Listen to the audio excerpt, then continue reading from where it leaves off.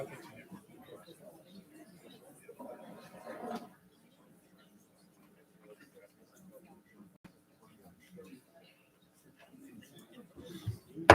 meeting is called to order. Welcome to the January 24th meeting of the Board of Education. I ask you please rise for the Pledge of Allegiance and stay standing for a moment of silent meditation. Pledge allegiance to the flag of the United States of America and to the republic for which it stands, one nation, under God, indivisible, with liberty and justice for all.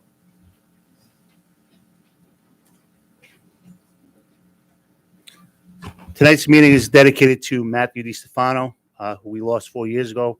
He was a tremendous HM teacher, and he certainly is missed every day. Thank you.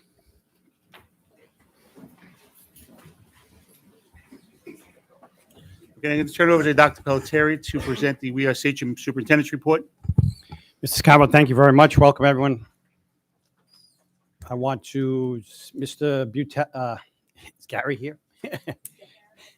Okay. Can we come on in? Gary, thank you so much. Let's jump right in, as we often do, with our student recognitions. Please, Mr. Butel, thank you so much. I apologize for the standing room only. We got a lot of kids. We got coaches of the year. We got teachers of the year. We got student athletes. Amazing. Thank you so much. Good evening, President Scavo, members of the Board of Education, Dr. Pelletieri, members of the Cabinet. Tonight, we're here to recognize Sachem's talented student athletes and some of our coaches from the 2023 fall athletic season. Overall, Sachem was recognized with many students receiving postseason honors.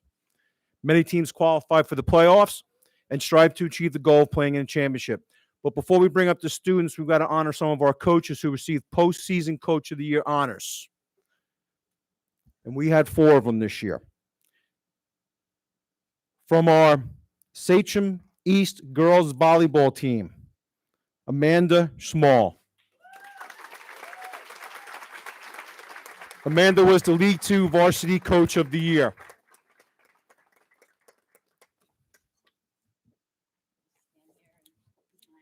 Hold on. Where's Phil?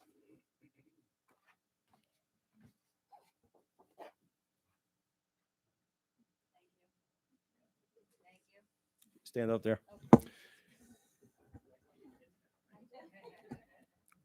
Right beside her, also from the Sachem East girls volleyball team, Christina Lafrido, as our League 2 JV Coach of the Year.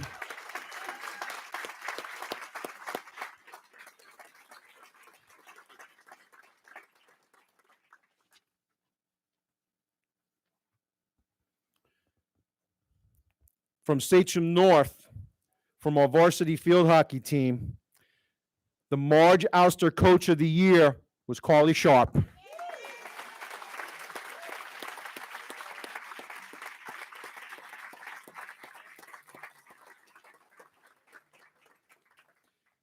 And finishing up this dynamic group, from our Sachem North varsity football team, head coach Dave Caputo, Conference 1 Coach of the Year.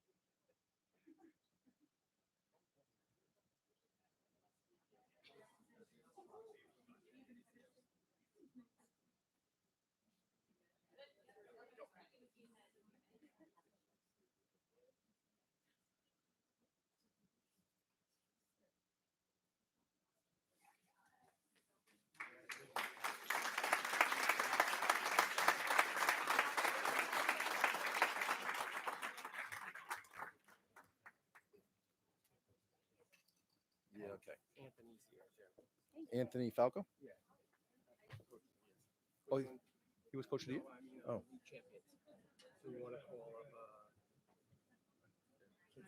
Yeah.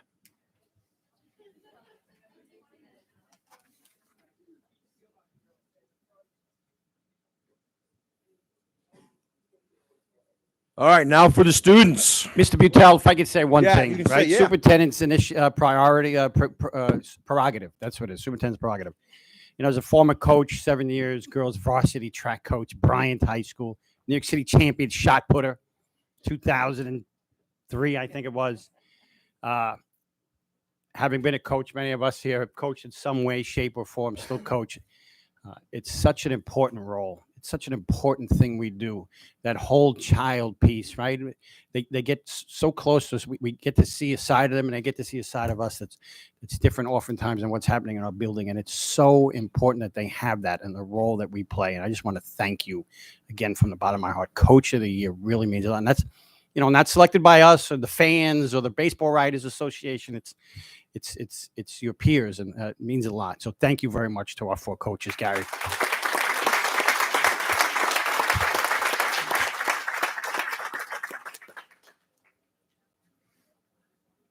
And now for our students. From Sachem East, from our varsity field hockey team, Shannon Alvarez, exceptional senior, second team All Long Island, All State. Liz Ferrara, All County. Sarah O'Sullivan, second team All Long Island, All State. Ava Stunder, All County. From our varsity football team at Sachem East, Mikey Riley, All Division first team, All County, second team All Long Islands. AJ Bercio, All Division first team, All County.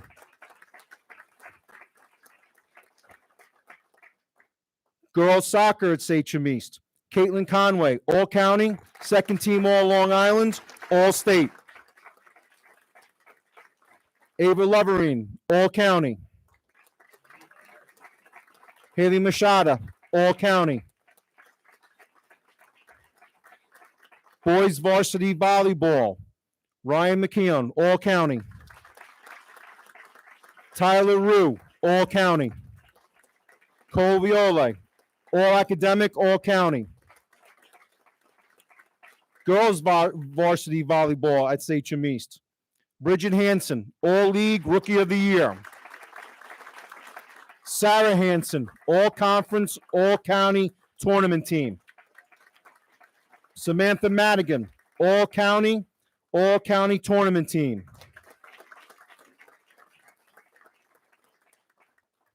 And from our first time ever game day cheer team, Samantha Smith, All County. Gianna Stalzer, All County.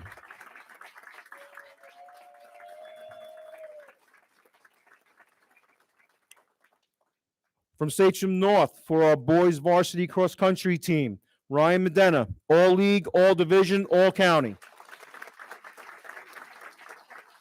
Jack Ridger, All League, All Division, All County. Varsity field hockey, Lisa Heffernan, All County. Khalees McClure, Division I Goalie of the Year, exceptional senior, first team All Long Island, All State. Sophia Zumbrun, All County.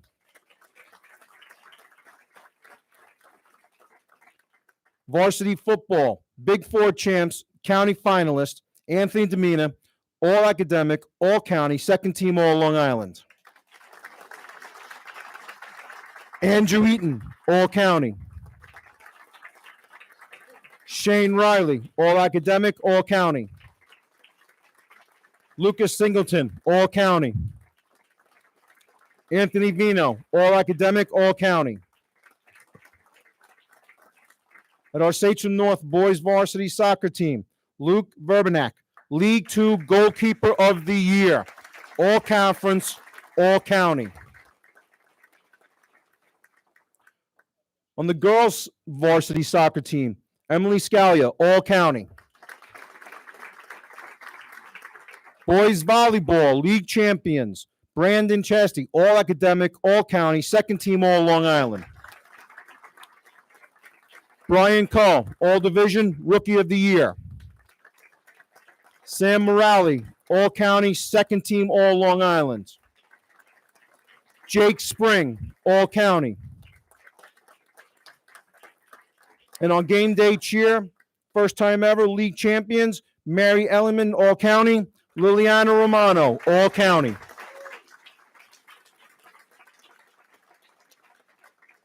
Now for our combined teams. Boys varsity golf. They were League One champions. Here to represent them is Australia Barry, Tyler Timenning.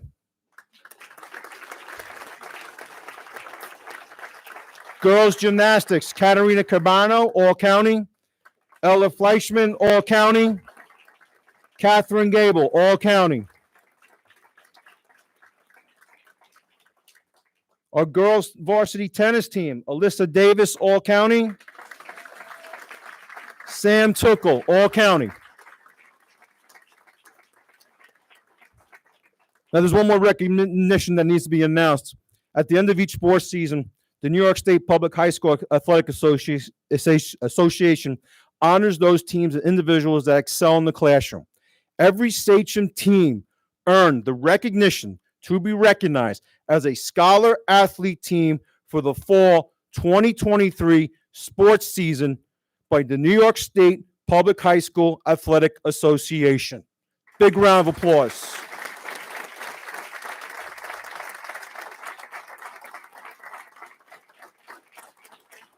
To summarize how we get that accomplishment is based on each team having 75% of their roster with a combined GPA greater than or equal to a 90.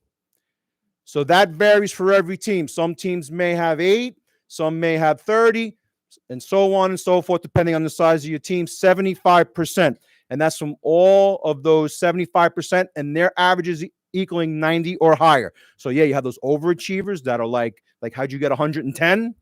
All right. And then you have those other guys who are working hard and they're like 89, 88, and it just all meshes together and everyone comes in.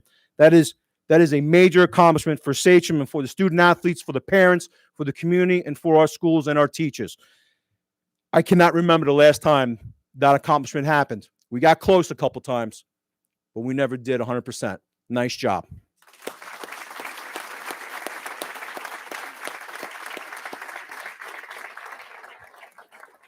If I could have all any coaches who are in the stands with us to come on up for a picture.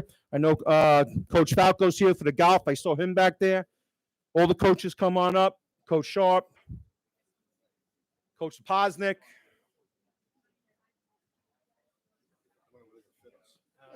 Right in front. Not us. Kneel down.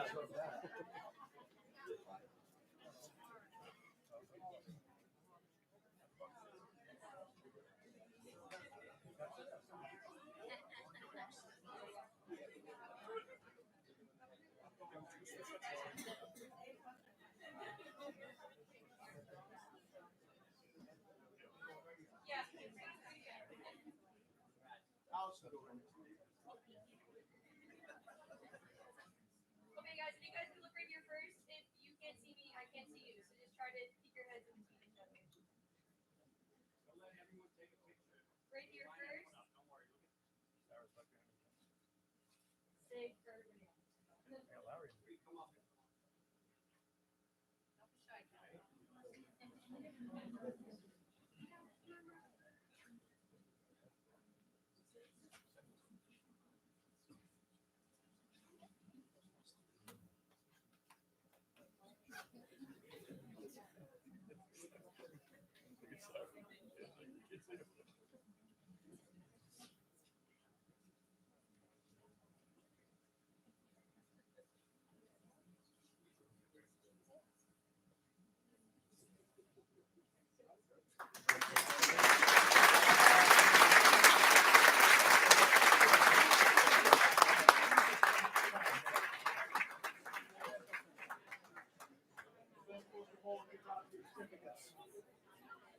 We got to give them that. So You want to wait this? teacher. Yeah.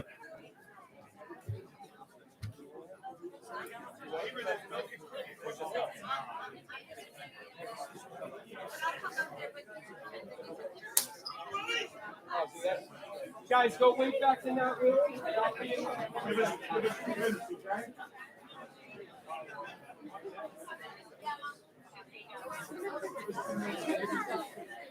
And now we have to hand out the certificate. Sometimes I know why we always just be wrapped up in one. Yeah, I'm just gonna say from this up until.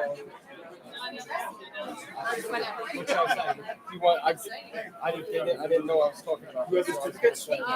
Yeah, the coaches. Matt will give them out. All in there.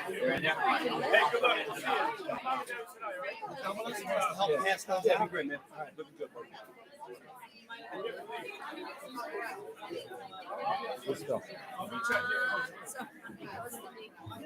What? I thought you were speaking. I said, I thought you were speaking. I'm speaking about the other thing. You want to go first? Well, the conference. No, do these two first, and I'll do the conference afterwards. Oh. Great. How are you, Ben? I'll shake their hand. I'm just going to read this. You could say that I'm here presenting the board. Yeah, we're filled up. I'm the president. We're filled up. He ran outside to hand out the certificates. Well, this place cleared out pretty bad. What are you gonna do first, Kristen? Yeah.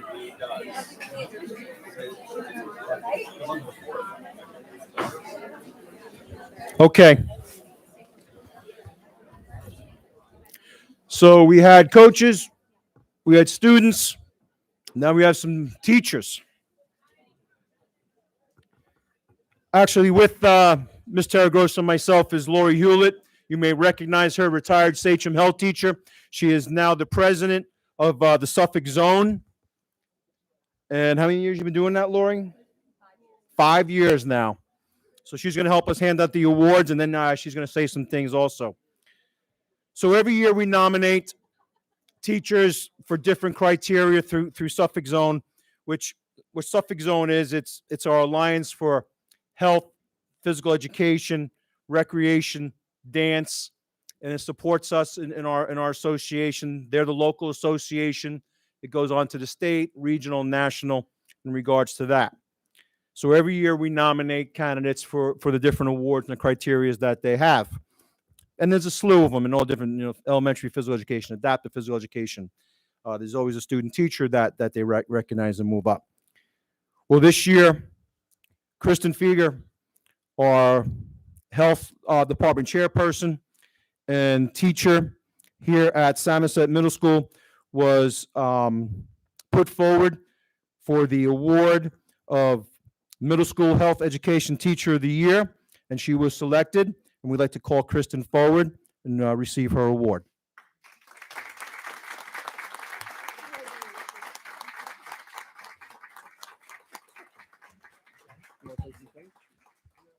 Kristen, if we could, we had a meeting the other day to talk about some health issues, and I didn't even know at that time. You knew already that you were getting this award, and I didn't even know that till like after the meeting.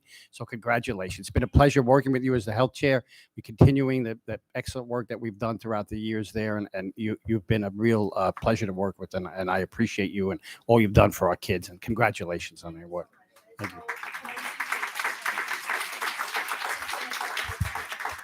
Thank you. So the other teacher that received an award this year, and to be quite honest, she's been put up a couple of years. It was a very tight selection process, but we are finally happy that we were able to get Miss Clodagh Hart, Teacher of the Year for elementary school for Suffolk Zone.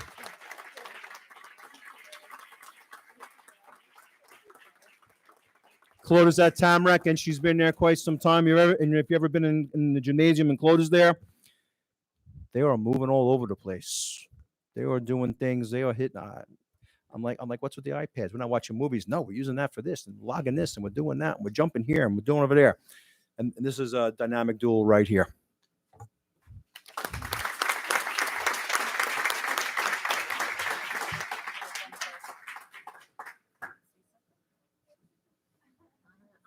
Next.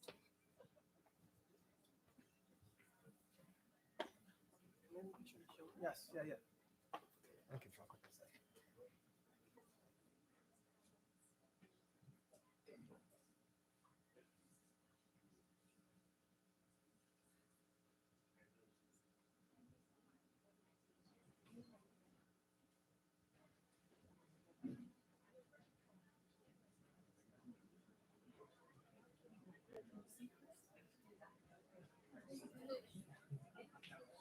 here first, and then I'll move out of the way.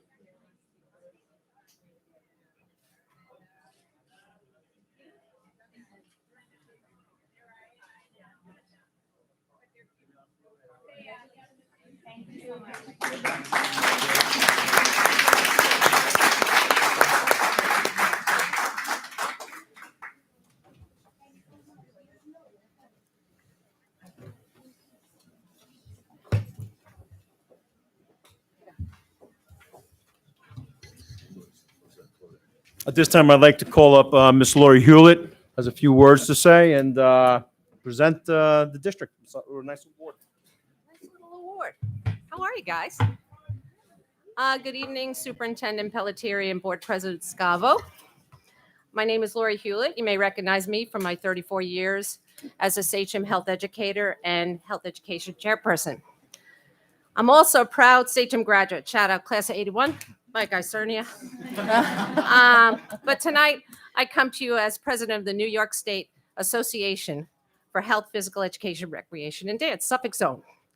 The purpose of the New York State AFERD is to provide development, leadership, and opportunities for health and physical educators and higher education professionals and future professionals.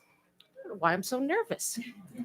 Just a bunch of friends, former students, Alex. There you go. This past November, we were honored to hold our annual conference at Sachem East High School. Our conference theme was striving toward mental health and wellness for all, which I think we could all agree is, a very purposeful goal for all of us.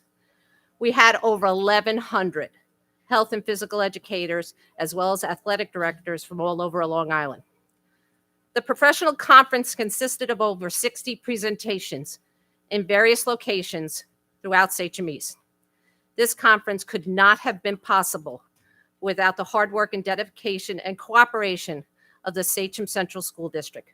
More specifically, Deputy Superintendent Trombetta, Principal Lou Antonetti, Gary Pudell, Phil Terragrossa, Jack Renda and his team, phenomenal.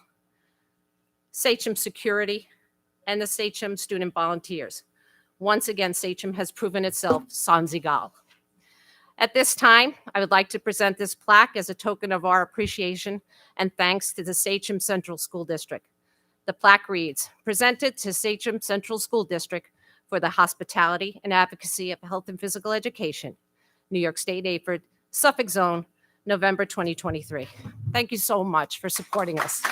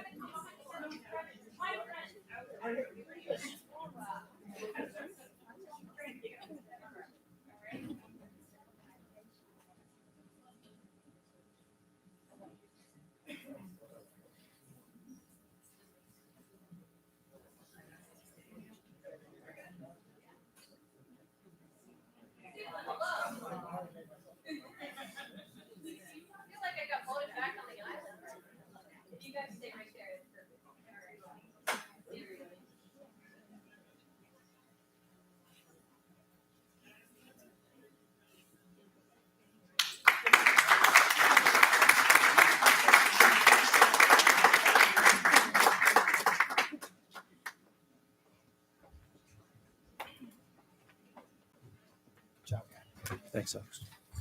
Mr. Butel, Mr. Torgrosa, thank you so much.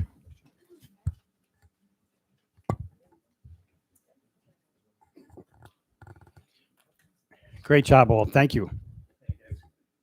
Our teachers of the year and principal, we're going to get into the meat of the meeting if you want to skedaddle out before you're here for a couple hours. Otherwise, you're obviously welcome to stay. All right?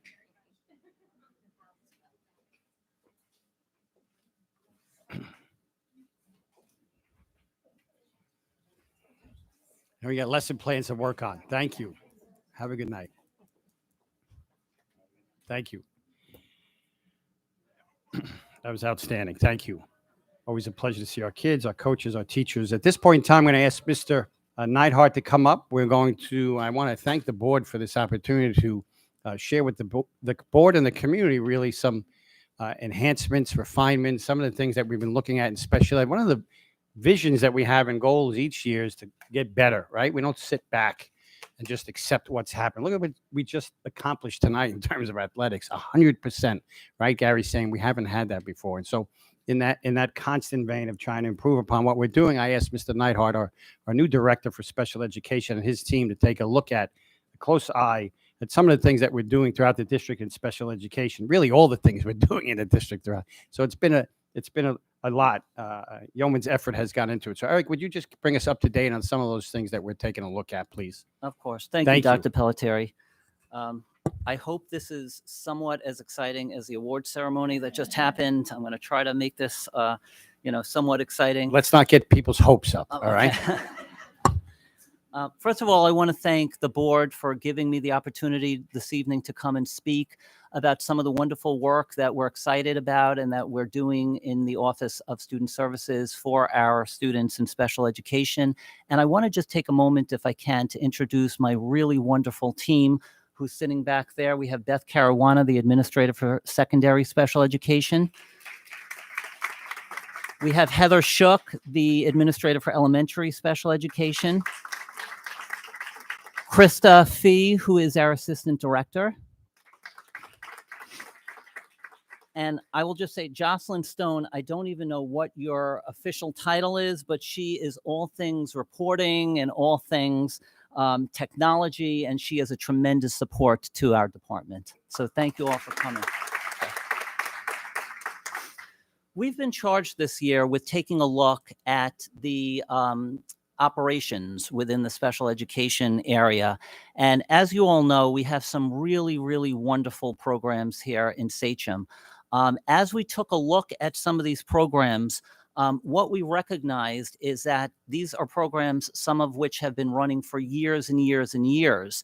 And even though they're successful in many respects for many of our students, some of these programs have not changed with the times, particularly in terms of being in compliance with regulations and being in compliance with the spirit of regulations, particularly least restrictive environment.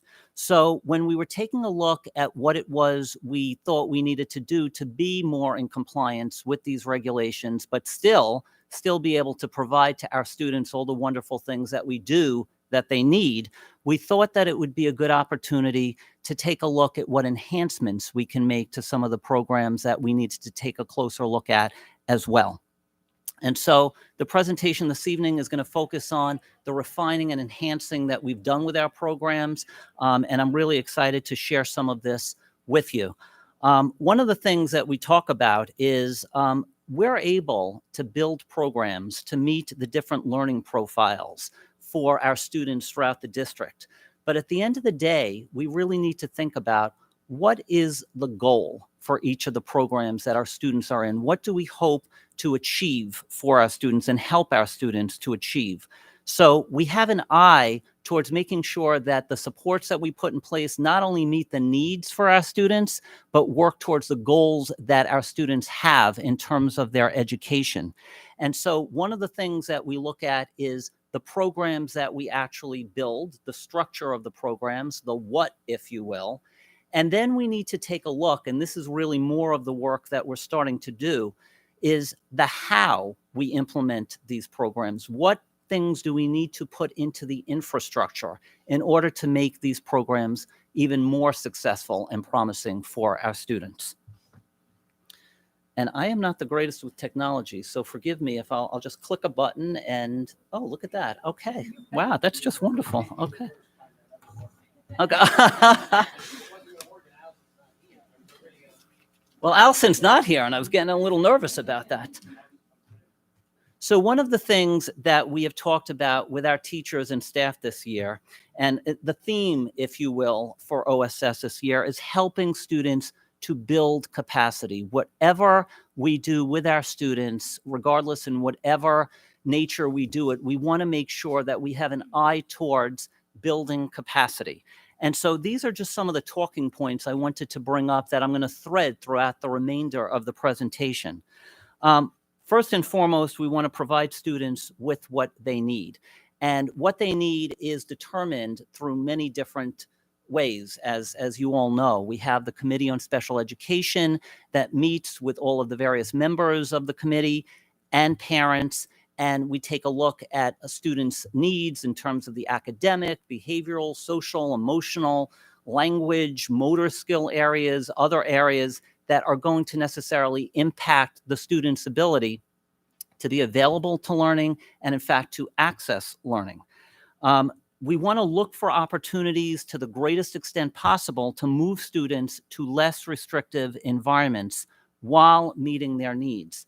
And we've done a lot of reading and a lot of talk with colleagues, and we have a partnership with the LIU Regional Partnership this year, in which we're talking about how research shows that students who are educated with their non-disabled peers have greater academic outcomes and also have much greater learning opportunities. And I'm going to flesh that out a little more as I talk about some of the things that we're proposing for next year. Mr. Nighthawk, I'm going to stop you for 1 second. You said that very nicely, that we have a partnership with LIU.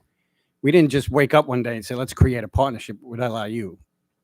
To be No, although transparent, right? Yes. We were- Although that would have been nice because would they're have a been. very helpful resource. It would have been.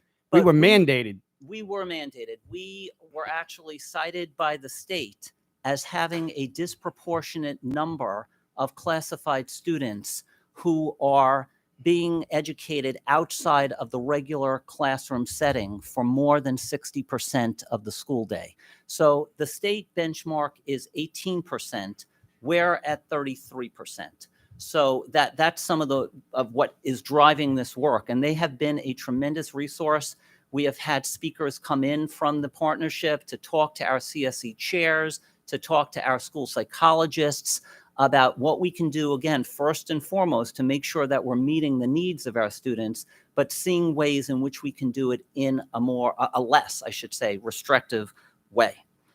And one of the things that we're very mindful of when we work with our students with disabilities is to, as they are able to demonstrate skills with less support, we are gradually removing supports from students where and when we see them being able to work more independently.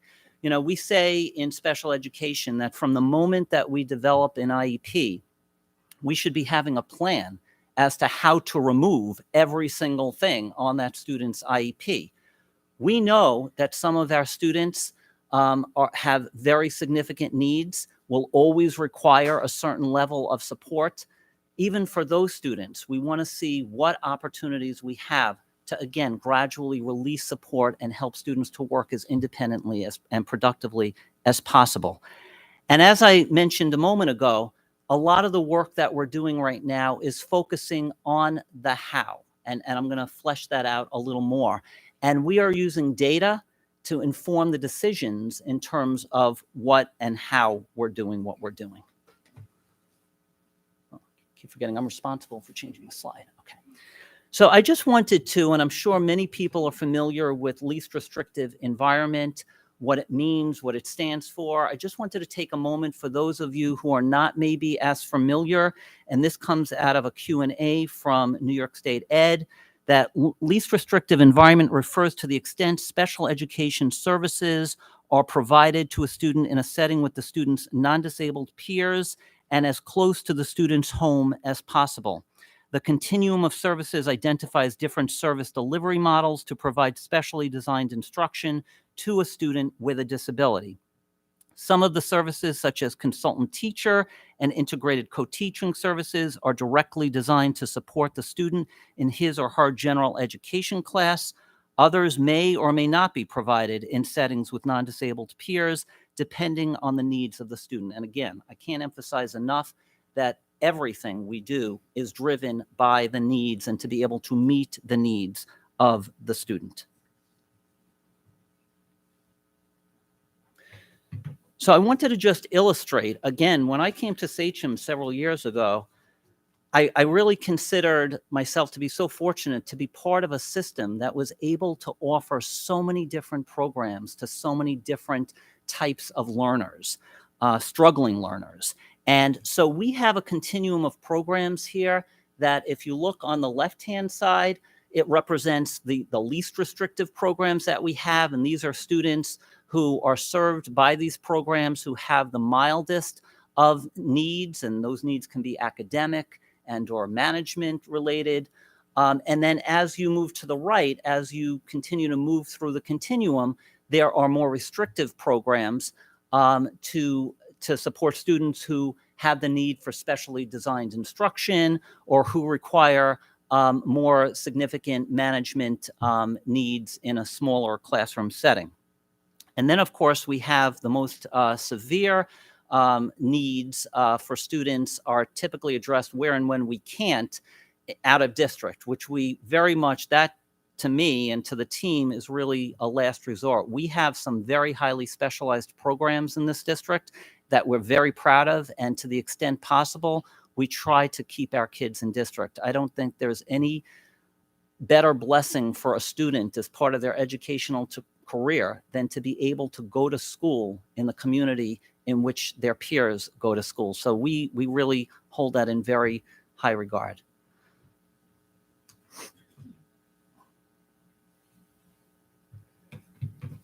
So I also wanted to just touch briefly on New York State alternate assessment, because then I'm going to go into some of what we're proposing for next year.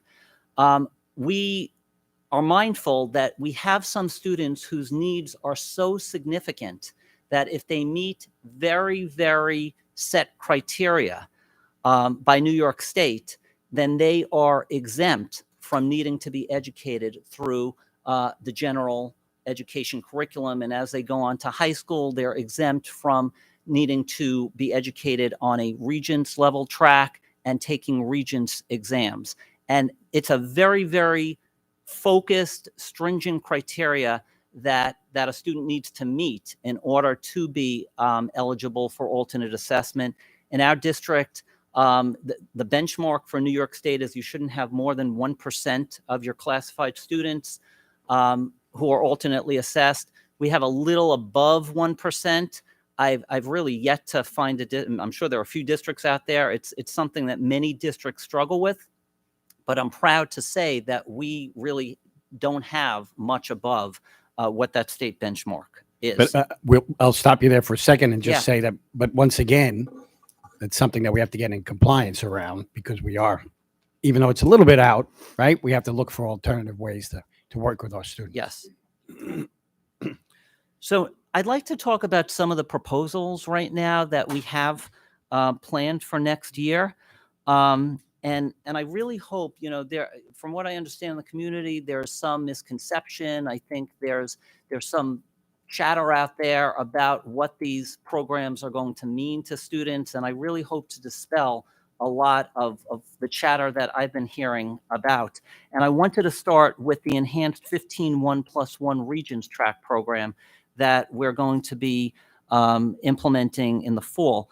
This is a program it's actually an enhanced essentials program is what it is. So for students who are not quite meeting criteria for New York State alternate assessment, but are our most struggling learners otherwise and are on the cusp in many instances of meeting that criteria, but where it is in their best interest to be exposed to Regents level curriculum and go to take Regents exams, we have this program, this essentials program, and it's a 12-1-1 program.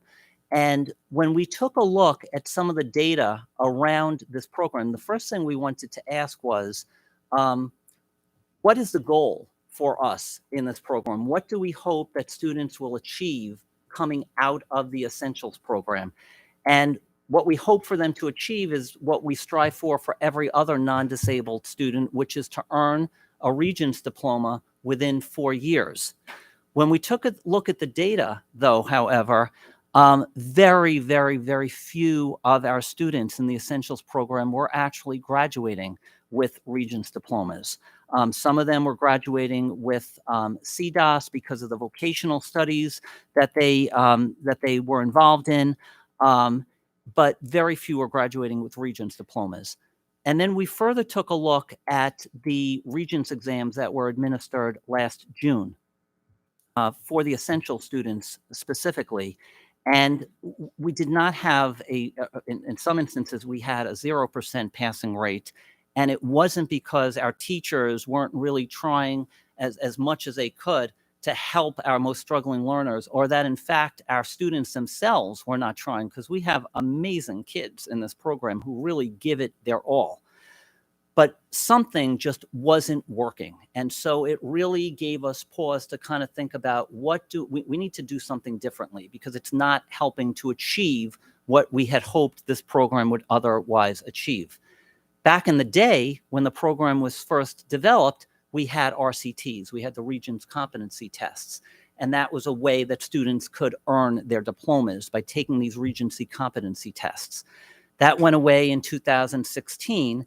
And so now, unfortunately, we're in a system within New York State where our students, if they want a diploma, a Regents diploma, there's only one way to get it. And personally, I feel that puts some of our most struggling learners at a very, very distinct disadvantage. And it's a shame, because we have some kids in our Essentials program who have great strengths, who have great knowledge in certain areas, but because they must demonstrate that knowledge in one way, it hurts them. And so, again, in the spirit of trying to help them to earn Regents diplomas, because that is the system in which we're working in, we had to kind of change up our mindset and think of other ways to deliver instruction that's not only more meaningful for our students, but that's going to help them achieve the goal of what we all want them to achieve. And so I want to just walk through some of the changes. The first change is that we did change it from a 12-1-1 to a 15-1+1. And, some people have said, well, why are you changing it from a 12 to a 15? And I have to tell you, we're doing a lot of things with this program, but if we did nothing else with the program, but change the 12 to a 15, I think our students are going to be in a better way, because it will invite the possibility of some additional students being in the 15-1+1 classes, because we're going to have ostensibly 2 15 programs. We're going to have a 15-1 program. That's our traditional 15-1 program. And we're going to have our 15-1+1 program. And interestingly enough, when we took a look at the data, some of our learners in our traditional 15-1 program actually have a very similar learning profile and learning style to who were our Essentials students.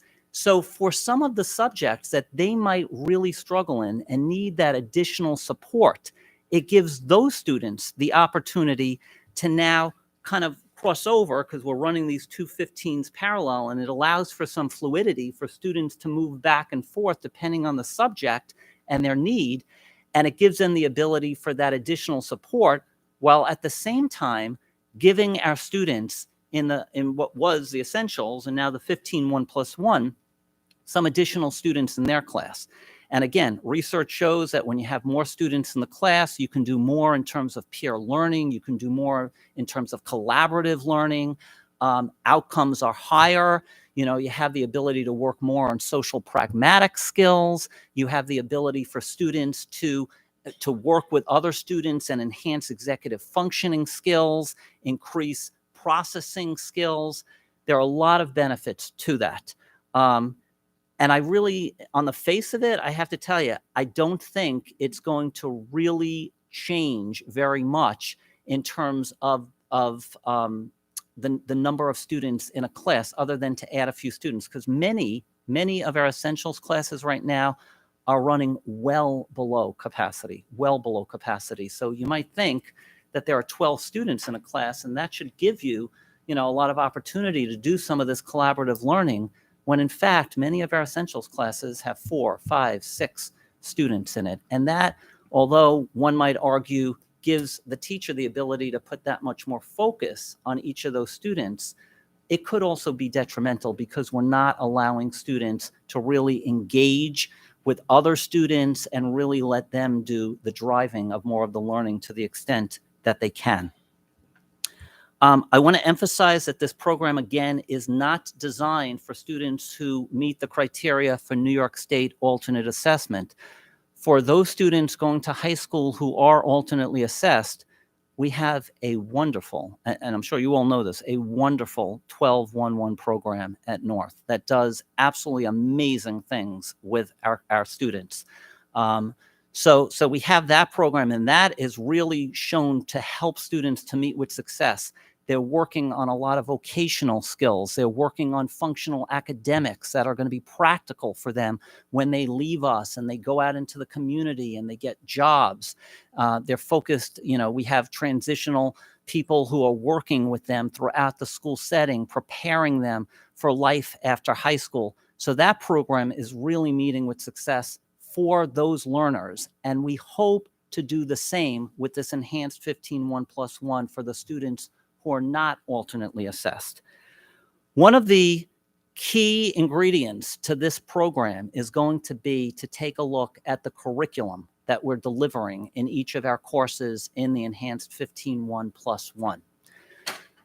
And to that end, I've been working with Mrs. Hines and many of the department chair people at the high schools and our special educators, and we're going to be taking on some very concerted effort to do modified curriculum writing, where instead of necessarily covering a wide range of topics, and some of our teachers do this, but the sense I get is some teachers do it more than others. We're not very consistent.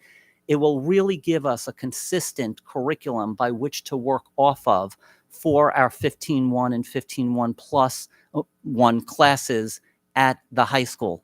We're going to go a little deeper into some topics that we feel are going to be more meaningful for our students, that they're going to be able to utilize more, that they're going to be able to use, hopefully to even just squeak by on Regencies while being mindful that we're not actually teaching to a test. And we're also going to infuse within that curriculum writing a scope and sequence that is going to provide resources, instructional resources, technology resources, depending on the topic and or the skills that teachers are going to be working on with students. So that's all going to be infused in that curriculum. We've had an eye in the district for the last couple of years. We've been doing work in terms of differentiation. That's going to be another very key component as we continue that work for our learners in this program. We also have started this past year, and we're going to continue to utilize where and when it's appropriate, push in speech and language services.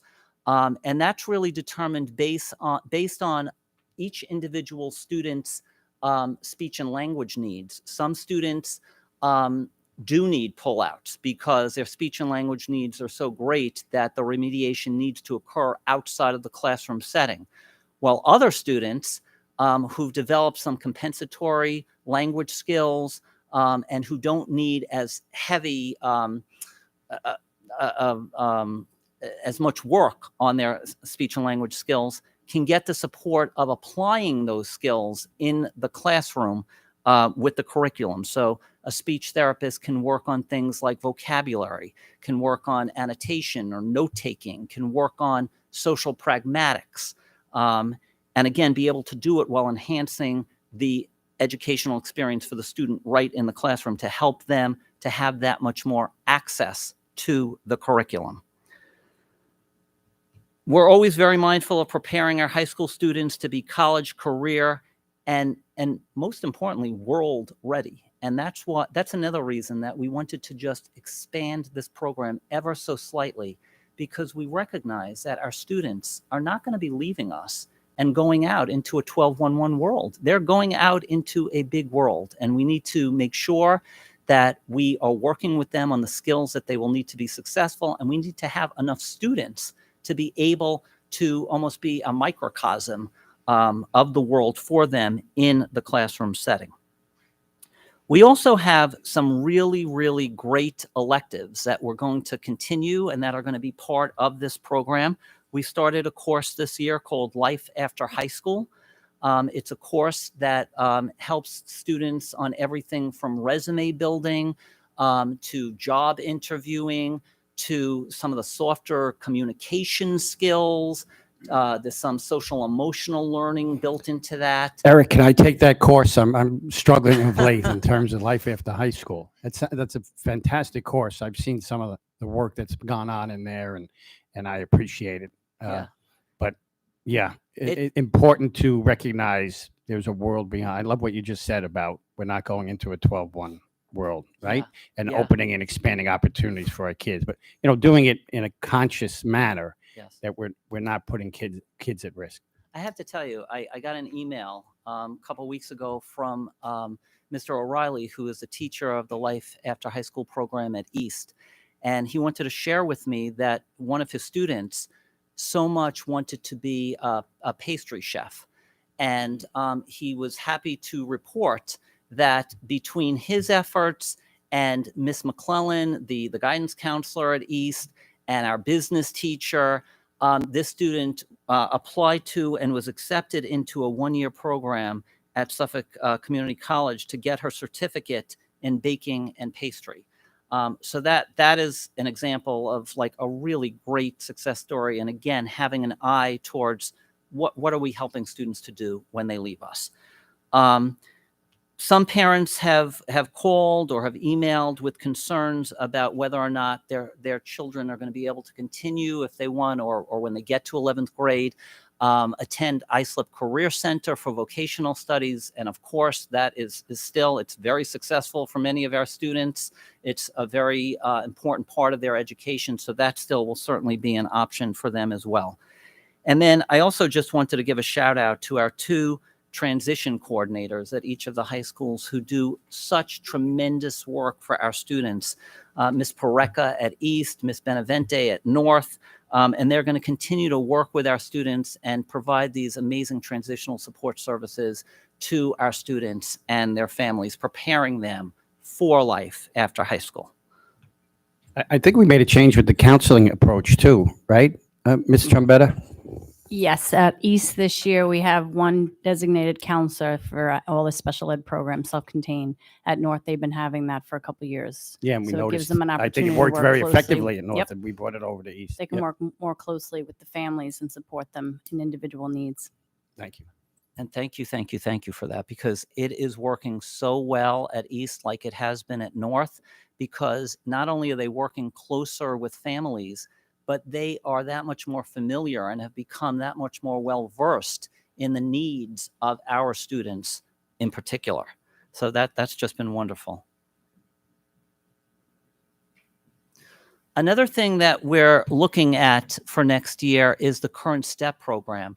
And I wanted, yeah, Maybe some questions Yeah, the question. Okay. Yeah, before we go into another area, I Okay. mean, I know my questions are starting to really mount, to a point. Just for clarification, we have a 1201 Essentials program, right? And the goal originally was to prepare students for Regents exams, okay? And you said that we fell short in that area. We cited by the state for not meeting a certain threshold. not with that I'm regard- aware, no. So 1201, if a student does not pass the Regents exams, what happens upon completion of their high school career? Well, they're entitled to stay in school until the age of 21, Okay. to continue to take courses, to continue to try to pass Regents exams. And there are many, as you probably know, there are many different pathways that a Sure. student can meet graduation requirements. If not through a Regents diploma, there are many other ways that they can do that. as But they well. could earn something. They can and absolutely actually earn be something. productive members Yeah. of. And the community. CDOS is one of those Yeah. things. Now, the 1201, you mentioned we have a 1201 class at North that's, you complimented highly. We have that same 1201 class at East. We don't. We don't. So So if a student is an East bound student, they would have to go to North for yeah. that. Our Is- challenge has been, and again, we offer so many different programs, but our challenge is that we just don't have enough of a student population on each side of town to build a program. at each of the high schools, similar to how our elementary continuum works. We don't have the number of students to put programs on every grade level in every building. So that 12-on-1 Essentials program, you're going to look to move kids into a 15-1 and then eventually to a 15-1+1? Is that the plan? So for any student who's currently in the Essentials program, if their needs require or continue to require that level of support, they're now going to be recommended for a 15-1 plus one. So I had it backwards. And then they would Yes. go into a 15-1. That's the if they hope. excel. I mean, that's always the hope, is to try to move students into least restrictive settings. I will say that with the students in our 15, that will be in our 15-1+1 program, these are our most struggling learners. These are the students that really just miss in many instances the criteria to meet for NISA. But one of the things that I really like about running these two programs simultaneously is we do have a couple of students here and there in what is our Essentials program who, if they have a relative strength in a particular subject area, they can go into a 15-1 for that particular subject. Now a 12-on-1 student, you'd mentioned that by moving them into a 15-1+1, it would open up opportunities for them to attend BOCES in East and Suffolk BOCES career and tech ed programs. They don't have that ability right now. No, they do. No, they they do. Okay. I'm sorry. Just to clarify, I just wanted to make sure people were aware that these opportunities, which are working for our students right now, will continue to exist for them. Okay. And just with regards to the speech, the push in speech. Yeah. I'm assuming that our speech therapists are part of the CSE, programs or meetings. Are they on board with push-ins of speech therapy versus maybe a student in his individual or small group setting? Is that something that they're favorable to, or? I think in some cases they are. I think it's new for some of our speech therapists. So it's something that we've really tried to embrace this year. And we're going to really kind of take a look as the year goes on to see how effective it's been. We're going to try to get some additional feedback from our speech therapists to see where and when we can enhance the push-in model. But we've had speech therapists who've very much embraced it because it really helps to support students directly in their learning environment. And it's not like we're running two parallel worlds, like the speech therapy world, and then the student has to go into the classroom and try to generalize the skill by themselves. When students are ready to have that kind of support from a speech therapist in the classroom, could be very valuable for some of our students. And Eric, I'll jump in for a second, Mr. Scott. Well, I've observed both forms, right? Kid in the class and when they're pulled out, and both are very successful, again, as needed. Yes. And just one last question. If a Of course. student is moved into a 15-1+1 and they're not ready, how easy is it for them to be recommended to move that back down to a 12-on-1, maybe where the additional support's needed? We move a child up that's not ready, okay, because we feel that the child might be ready and struggles tremendously. What is the recourse of action? So we won't have an Essentials program next year to move students back to. The 15-1+1 Is replacing it. really, for Okay. all intents and purposes, is Essentials. Okay. And as I mentioned, I don't anticipate it's not going to be I can't promise, but based on what the trend is, it's not going to be a full 15 class, but it will give the students who sometimes on any grade level, there's only 4 or 5 of them. And some of these students have gone to their counselors and said, I'm with the same kids in every single class and I can't make any more friends. So the hope is that by providing not only the same level of support, but more structured Social and pointed support in this ever so slightly larger setting on paper ratio, that it's actually going to enhance the learning experience for students. Laura, you have questions? All right, so I'll just jump in a little. For those that don't know, my son graduated 2014 with a Regents diploma, special ed student. I was the parent whose son was going from a 12-1-1 to a 15-1 in high school because, again, what was the goal? my son, I could have put in life skills. We could have went a different way. We could have done a lot of different things. The essentials program at the time was shown to me, but I chose, and my son chose, the 15-1 because our goal was to have him graduate with a Regents because he wanted to attend Suffolk Community College. My son had ADHD. His IQ is below 80. It was very scary, but to me, a 12-1-1 essentials is a Regents track program, and it's not giving the kids, like you said, on a Regents track like in a 15-1. And I know parents aren't going to agree with me because when I was fighting for my son, I was very tunnel vision too. But at the end of the day, I trusted the support team around. I had the teachers that Jay Morrow, Matt DiStefano, Carolyn Rowell, the dedicated guidance counselor. I had the support team around us that my son was able to pass 5 Regents. Now, if you would have asked our prior, who shall be nameless superintendent, who told me my son would never graduate and be able to graduate and pass 5 Regents, I should never consider that track with him. Yes, I remembered that superintendent made sure he knew the teachers in Sachem, the administration here, believed in us and trusted us to get my son the support. So a 15-1 sounds scary. A 15-1-1 is your essentials program. It's giving them the opportunity to pass the Regents. It's adding 3 more students. That's the bottom line. I wanted my son to be in a class with as many kids as possible. That's where he had his friends, his socialization. His speech teacher back in 2012, 13, 14, Carrie Dansky, did most of his speech by push-in. That was the model that was used for him. He didn't want to be pulled out of his classes. For 4 years, with everything that he had to do to graduate with a Regents, he really never had a lunch because it was electives he wanted to take or different things he wanted to take. These programs in special education have not been looked at for over 15 years. We have not really sat and looked at what's working, what's not. In our general ed curriculum, we're constantly making changes. We're constantly looking at new things coming in. We need to look at what is going to make our kids successful.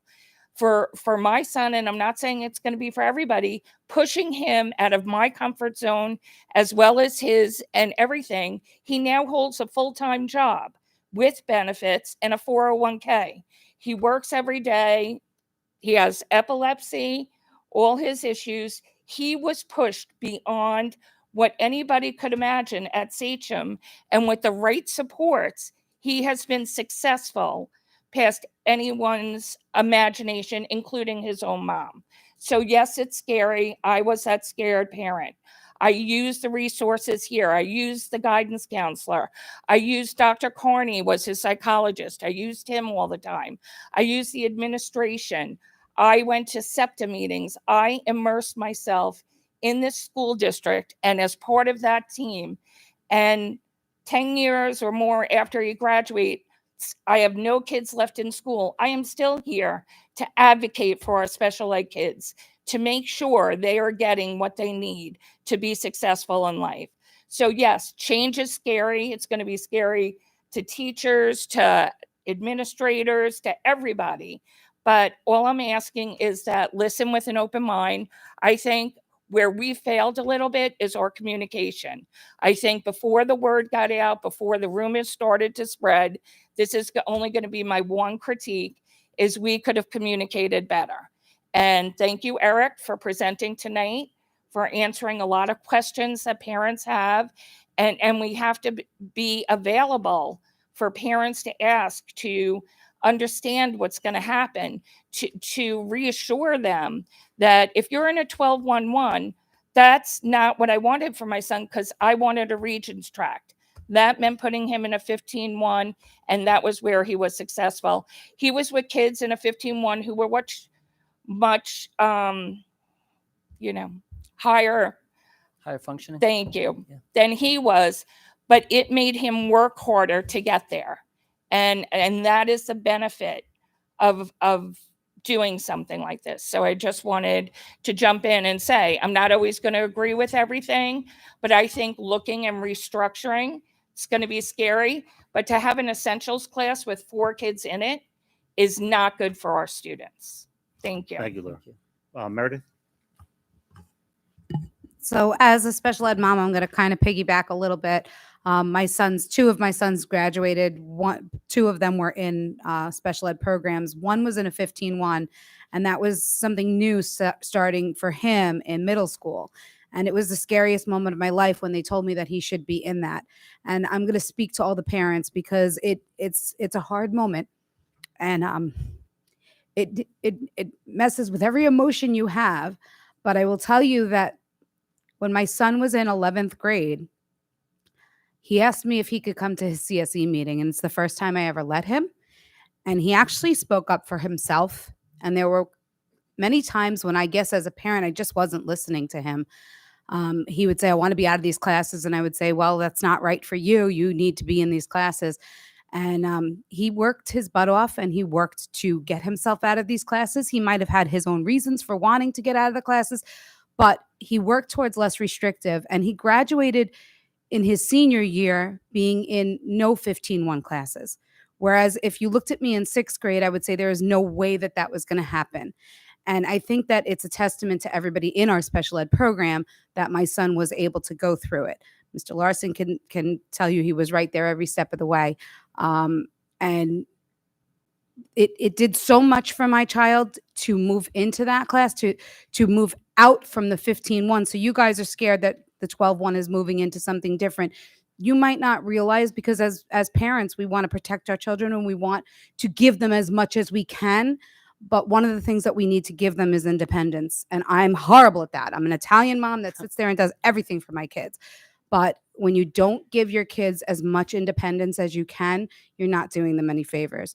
And by giving him all that independence and letting him speak up for himself, letting him advocate for himself, and letting him move himself out of those classes, it was the best thing that I ever did for him.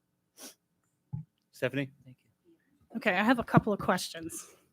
So one thing that my spidey senses went up on, and it's definitely the way you worded something. So I want to clarify that. Yeah. As they go through the program, you plan to remove things from the IEP. So I know you mean the kids are hitting their goal and they're getting the supports they need to be more independent. But can you explain what that process is really quick? Because from a parent's point of view, going from a 12 to a 15, and Sachem just said, we're planning on removing things from their IEP, it's worrisome to hear. And I don't want people to think you meant that as they go up, they're losing things. Yeah. And oh my goodness, no, that is not what we mean at all. Let me just circle back to what I said at the beginning of the presentation. And thank you for asking me to clarify this, Mrs. Volpe. We are always looking to see where and when we can gradually remove supports for students so that they no longer need the supports. That's our jobs as special educators. But believe you me when I say that only happens if and when the data suggests that an individual student is ready for a support to be removed. So the supports that I was referring to at the beginning are separate and apart from this 15-1+1. Every student is going to get what they need regardless of the program that they're actually recommended for. Does that clarify? Absolutely. Okay, Can I thank keep you. going? Okay. As far as the speech push-in, that does not remove the option of children who get multiple days of speech, that they get their independence and then can work on pragmatics and everything in the classroom socially, right? So if they need their individuals, because I was a parent that fought for the I, you still get your individual, but you also can get your push-in, maybe as a group, maybe as an individual, however the IEP. Absolutely. Means. And let me again just clarify, and I'm so glad that you're raising this, because you know I'm presenting the programs in general terms, but at the end of the day, it's what every individual student needs that the team working with that student will recommend. So if it's indicated that a student requires an individual speech session, or a group session or a push-in. It's based on the data and the feedback that we get from the members of the team working with that individual student. And that's what drives the recommendations for frequency and for modality of service. No. One of the things I was shocked to hear was that we had kids in a Regents tract that were not obtaining a Regents.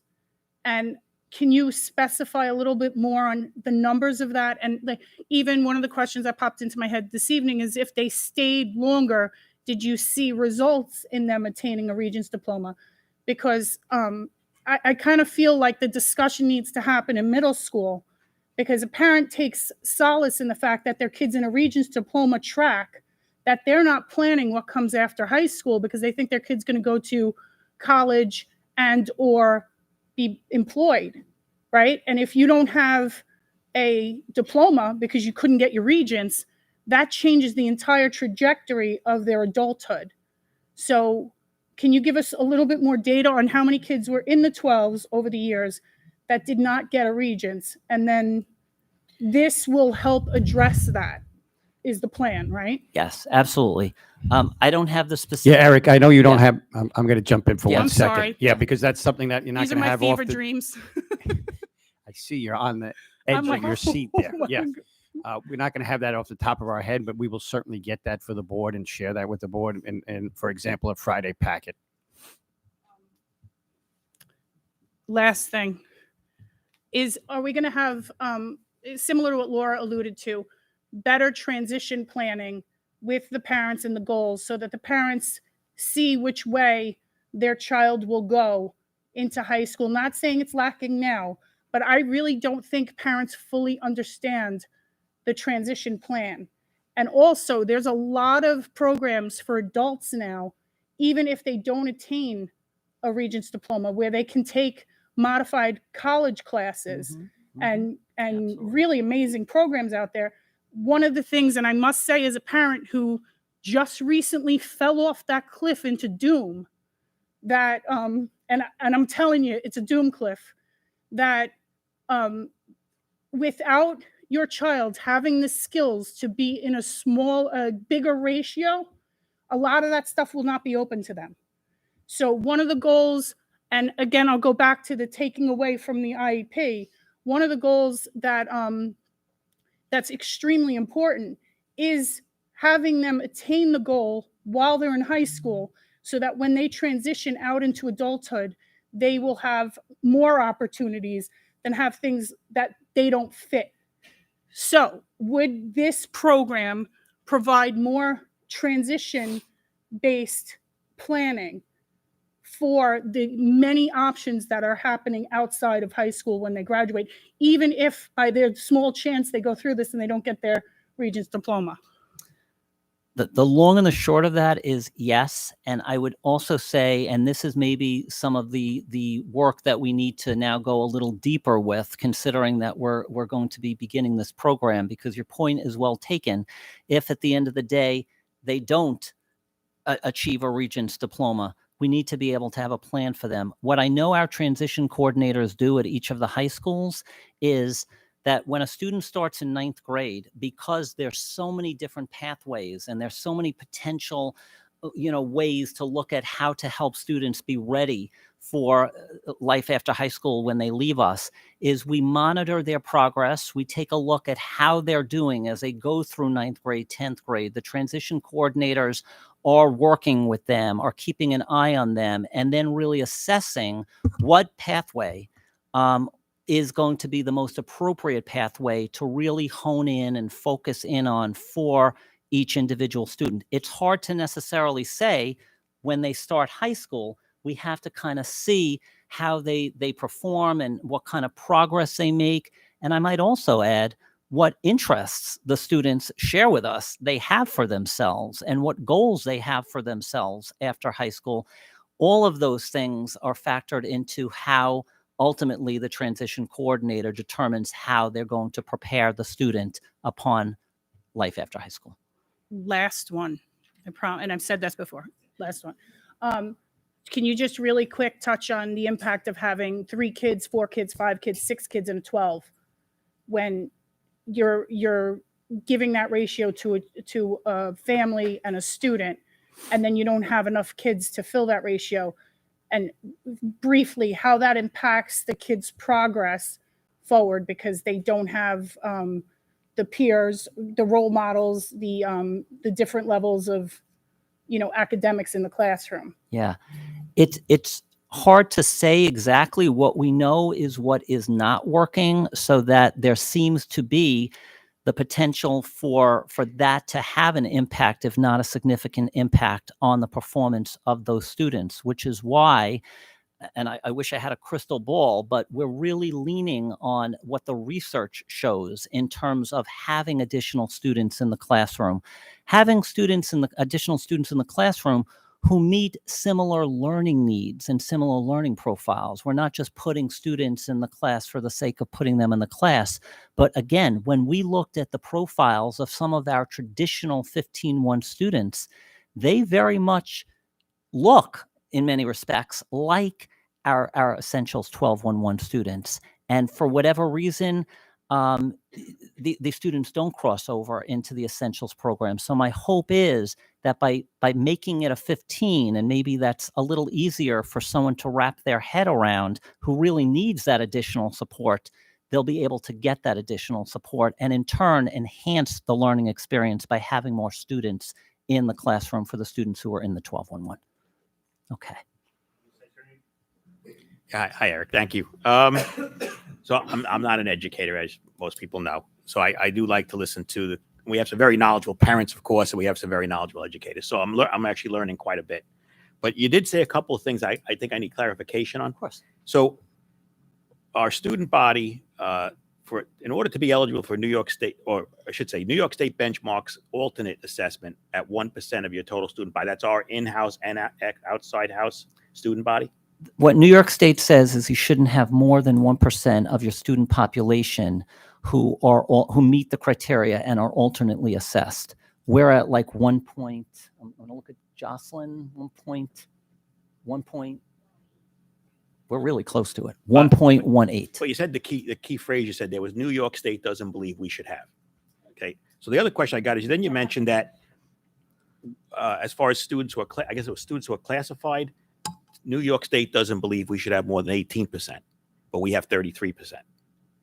Right? Is that accurate what you said? Or? That is the Okay. reality. And that's why we're cited, actually. Well, So when we say does not believe, it's a little bit, Eric, you. Yeah. It's not that we don't. This is what the statistics are, and this is what New York State is saying we need to improve upon. This isn't us deciding. I find that kind of interesting. New York State would say that to us because that would imply we're misclassifying students, right? But meanwhile, I don't believe we would be doing that. I believe that people move to Sachem because of the programs that we provide in the special education arena. So that, of course, skews the numbers of kids that we probably have in special education. But let's leave that at that. Are we financially penalized for having in excess of 18%? No. Okay. Our partnership, there's no cost to the partnership with LIU. No. Okay. And now the other thing I found interesting was you had said that we were out of compliance with least restrictive environment percentages, that we had more restrictive environments than we probably should have based on the state's benchmark. Is that right? Yes. Are we penalized for that anyway? Again, Well, we're cited for that. and we're okay, forced to create this partnership. Yes. And forced to do some things that we To change it. typically we make our own decisions. Our board makes a decision, our community makes a decision. In this instance, the state said, you will do this because we were So beyond. I find it our interesting. Did the benchmark. state change their requirements for classifying the students? No. So that's irrational then, right? Okay.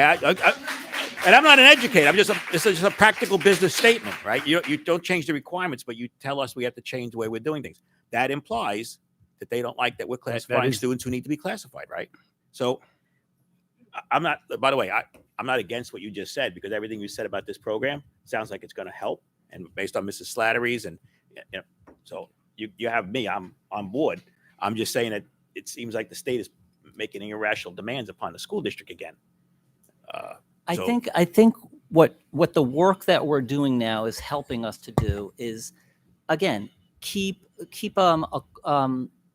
look through the lens as critically as possible as to where and when students can be taught in a less restrictive environment, with the understanding that we give students what they need. So Okay, that's what I was going to ask you. Is the Yeah. bottom line was, I don't want to put the kid's needs and verse that against a state requirement and say, well, hey, I'm not going to classify him because he's on the edge, but we're not going to classify because we don't want to hurt our state numbers. I don't want to be that district. Eric, you don't have to answer that. I'm going to answer that. Okay. Yeah.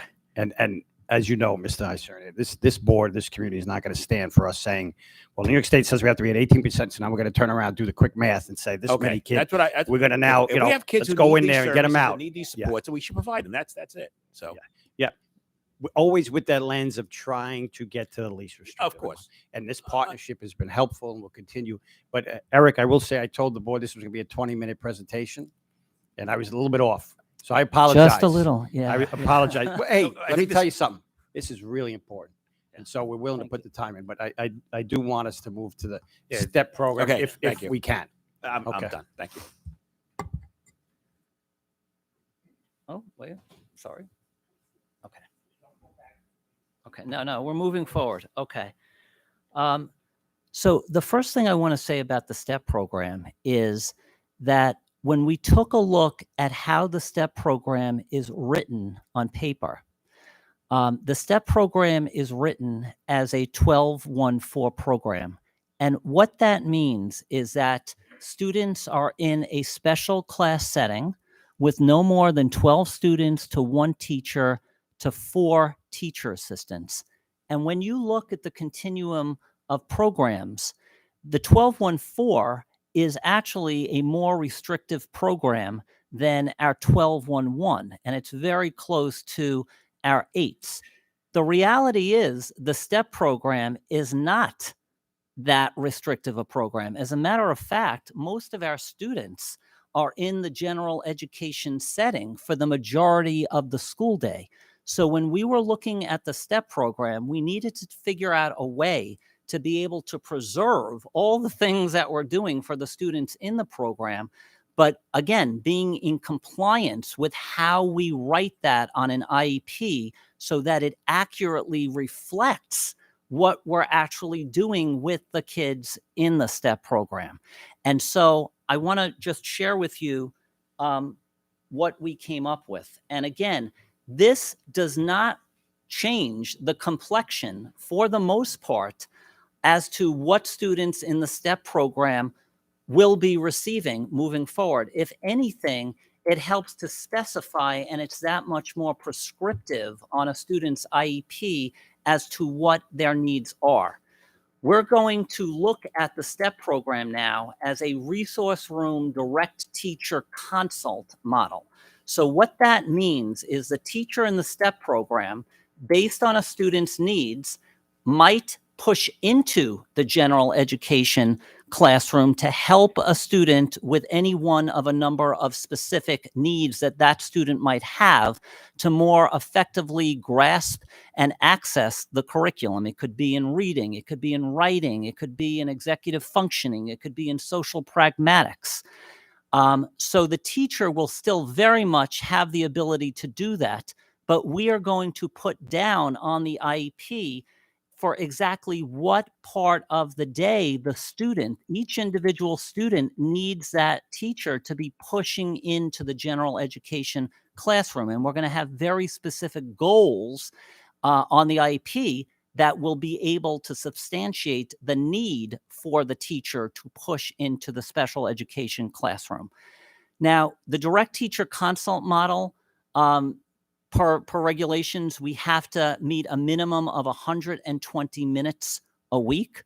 But many of our students in the STEP program actually need some pullout as well, because the teacher works very specifically with them on executive functioning skills, on being able to process information, on being able to work in pairs and partnerships with other students. And so for those students who need that, those students will be pulled into a resource room. And with the resource room direct teacher consult model, the minimum requirement is 180 minutes a week. So the children will be getting no less than 180 minutes a week of this push in, pull out model. And again, it really preserves the integrity of this program. But now when we write it on an IEP, it will actually reflect what the teacher is doing. Because right now, we're not running a 12-1-4 program the way that it's written on paper. And when we took a closer look at some of the needs of the students in the STEP program, we also noted that, because I went through some of this, that there are other supports in place within the building that complement what the teacher is doing in this program. We have speech and language therapists, and many of our students in the STEP program require multiple sessions a week of that. Counseling services for students where social skills and social emotional needs are indicated. And also the other thing that the STEP program has, which is great, because again, in the spirit of keeping students in the general education setting to the extent possible, we have teacher assistants for when the teacher is not in the classroom. And to the extent that a student needs the support of a teacher assistant to be in the general education classroom, which is their least restrictive environment in some cases, we will provide that support the way that we are providing the support right now in the program. So again, I want to just share that the program is not changing. It's how we are writing the program that is changing to put it in compliance with what we're actually doing, because there's a lot of great work that's coming out of this program. Now, I will say that when we looked at the data, and we, whenever we have a program, as I said at the beginning of the presentation, we're looking at what is the goal? What is the goal that we want?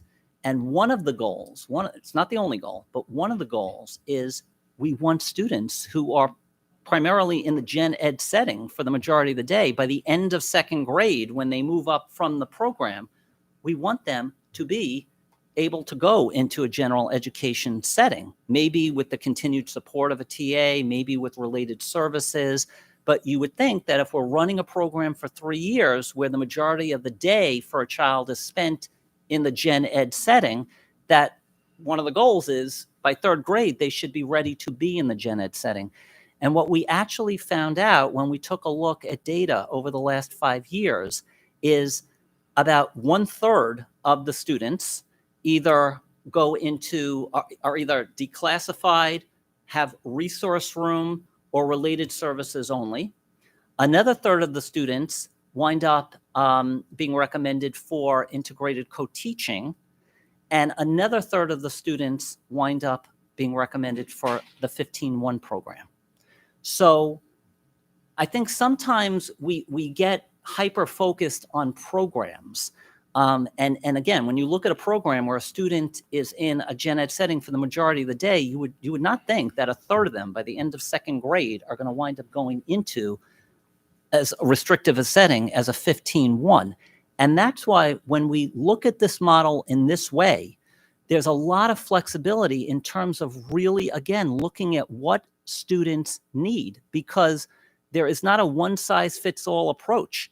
Some students might have similar profiles, but have different needs. And so we thought that this direct teacher consult resource room model provides the most flexibility to meet the needs of the current students in STEP. And that's, and I know. Eric, we're let me pressing just time, so, interject okay. for a second. We have a pretty amazing teacher down there delivering this program. We Is there any certainly do. sense that that person is going to be put somewhere else or not delivering anything, Oh, services no. there? No. at Chip? Yeah. And this teacher, we have a lot of amazing teachers. This teacher is certainly one of them. And my hope is actually that by the teacher spending more time in the classroom through this direct teacher consult, that she'll actually be able to help and touch other students with her talent. Because presumably when you're working with students in the classroom, you're working with the student, with the classified students, you're working with the gen ed students. So my hope is that she can bring her talent to that many more students within these general education classrooms. A child that's in the STEP program right now, what does a typical day look like for them? So I'm going to actually look at Heather for a second because I'm trying to remember. It's very based on whether you're in kindergarten, first grade, second grade. Heather, can you just come up just so the Yeah, people at home can people hear at you? home That's can hear. okay. Because what you're going to say is important. So I'm going to hear it tomorrow from Heather. She's like, how could you call me up here? Good evening. Our kindergarten students are 6 periods a day in the general education classroom, and our first and second graders are 7 periods a day in the gen ed classroom. So the periods that they're not in the gen ed, what are they doing? Those other, what is it, 9 periods, so 3 or 2? That is when they are back in the 12-1-4 setting with Miss Fury.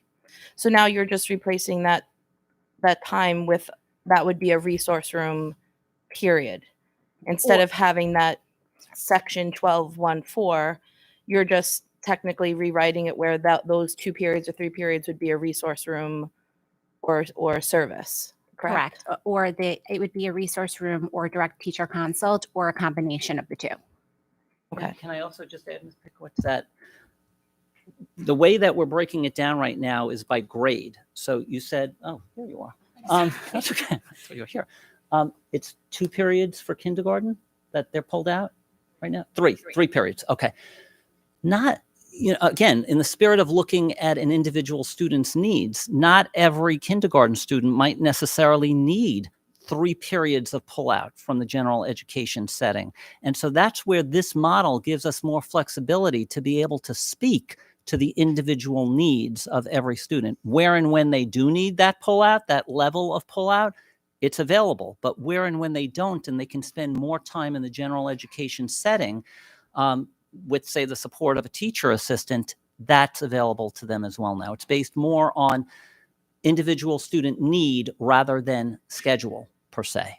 So the students that would typically be in the STEP program, so basically you're just removing the 12-1-4, but replacing it with, again, whether they need 1-2 periods of resource room, because I understand that. So the other question I have is, are these students going to still be, because it's right now only in Chippewa, where these students that would kind of fit that profile, will they still be in Chippewa working, doing this there, or will they be going back, will they be in their home school and that would be offered in their home school instead? Like, where is that going? Well, that's a great question. So we're actually piloting this next year, and we want to see how this program works for our students, because if it works, as we suspect it will work, we can then grow it to other buildings. But the way that the STEP program works right now is at the end of second grade, if your homeschool is not Chippewa, you would go to wherever your homeschool was in whatever program the CSC recommended for you.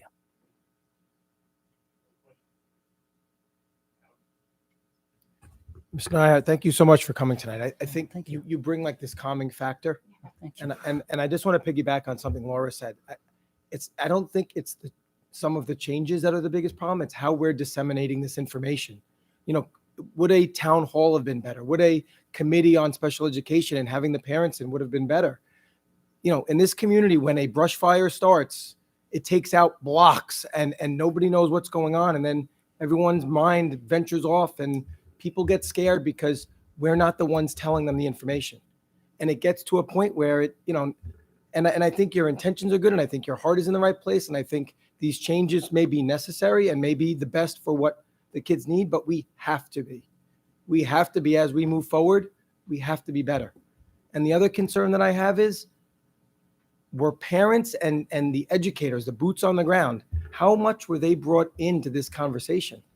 I've heard your team is definitely working on it, and I respect the heck out of what you guys do.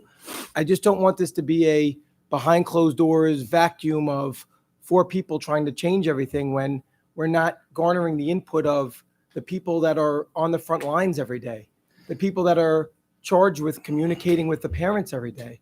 Now the parents call them and they don't know what's going on, and they're not part of this decision making or this brainstorming. Again, to me, this all comes around communication. And again, I think you guys are really doing a good job. I just think that it can't be what the state thinks. It can't be what the data says. Like, we have such great people working for us. We have community members that are so well educated on their child and state laws and what they need, and we are not bringing them into these conversations. And just as we move forward, that has to be not a goal, that has to be something that we achieve every time we're doing something as we move forward, because this would eliminate a lot of this, because you're so calming and you could answer the question so great, and your team comes up and they like, it's so good, but it reached a boiling point, and it doesn't have to be that way. So I appreciate you taking the time and coming tonight, and you did a great job. Thank you. And can I Hold on, can- Eric. Hold on a okay. second. You're not done yet. No. No, You're going I to say just- something 'cause about that? No, 'Cause- I just know that, I mean, I have to admit, when the Essentials letter came out, it got posted on social media, my first reaction was like, absolutely not. And I did. I spoke to educators who are retired current, and they were all saying this is going to be a good thing. They said, I completely understood it. And I know that you did offer a meeting, right? You held that a Monday where parents who were in the program or had concerns were welcome to come and ask questions. So there was, parental input there.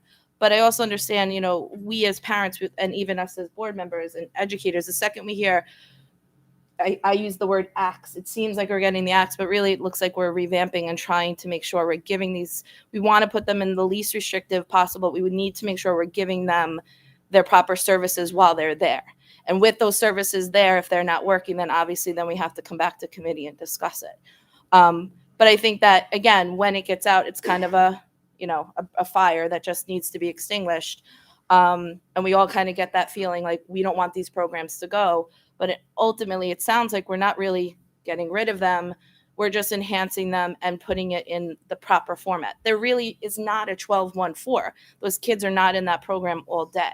They're there for 1 or 2 periods. So that is something that's giving us a percentage to the state, where that's not really what we're doing in that program. We just need to offer them services for 2-3 periods. Most 15-1s, 12-1-1s, those programs are all day. I mean, a couple of kids might go out for a different subject, right? Like in a 15-1. Yes. So that's what's happening. And that, in my opinion, with this program is that we're not removing services from the kids. They're still going to get the same services. Correct. We're just not writing it as a 12-1-4 anymore. Right. We're literally writing it and reflecting it as what it is, as what it is we're actually So a child providing. who's typically in a STEP program will still get the same Yes, day that they're yes. getting now, Yes. even after we rewrite the program and remove it from that 12-1-4. Correct. That's what I want to make sure of. We're Yes. not removing services to support those kids, because we have gotten a lot of emails from parents who have told us what a wonderful program it is and how wonderful that educator in Chippewa is that she is doing there.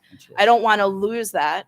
But I think now what I'm understanding is it's just kind of removing the writing of that program, but all those students are still going to get the same supports, the same placements, services that they're getting now, just going to be presented differently in their IEP.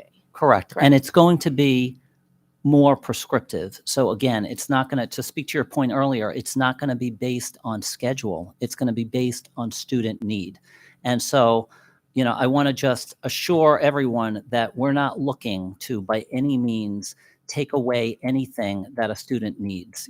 We've all been in education, each probably about 20 years, and our kids are really important to us. Your kids are really important to us, and we work really hard to give our students what they need.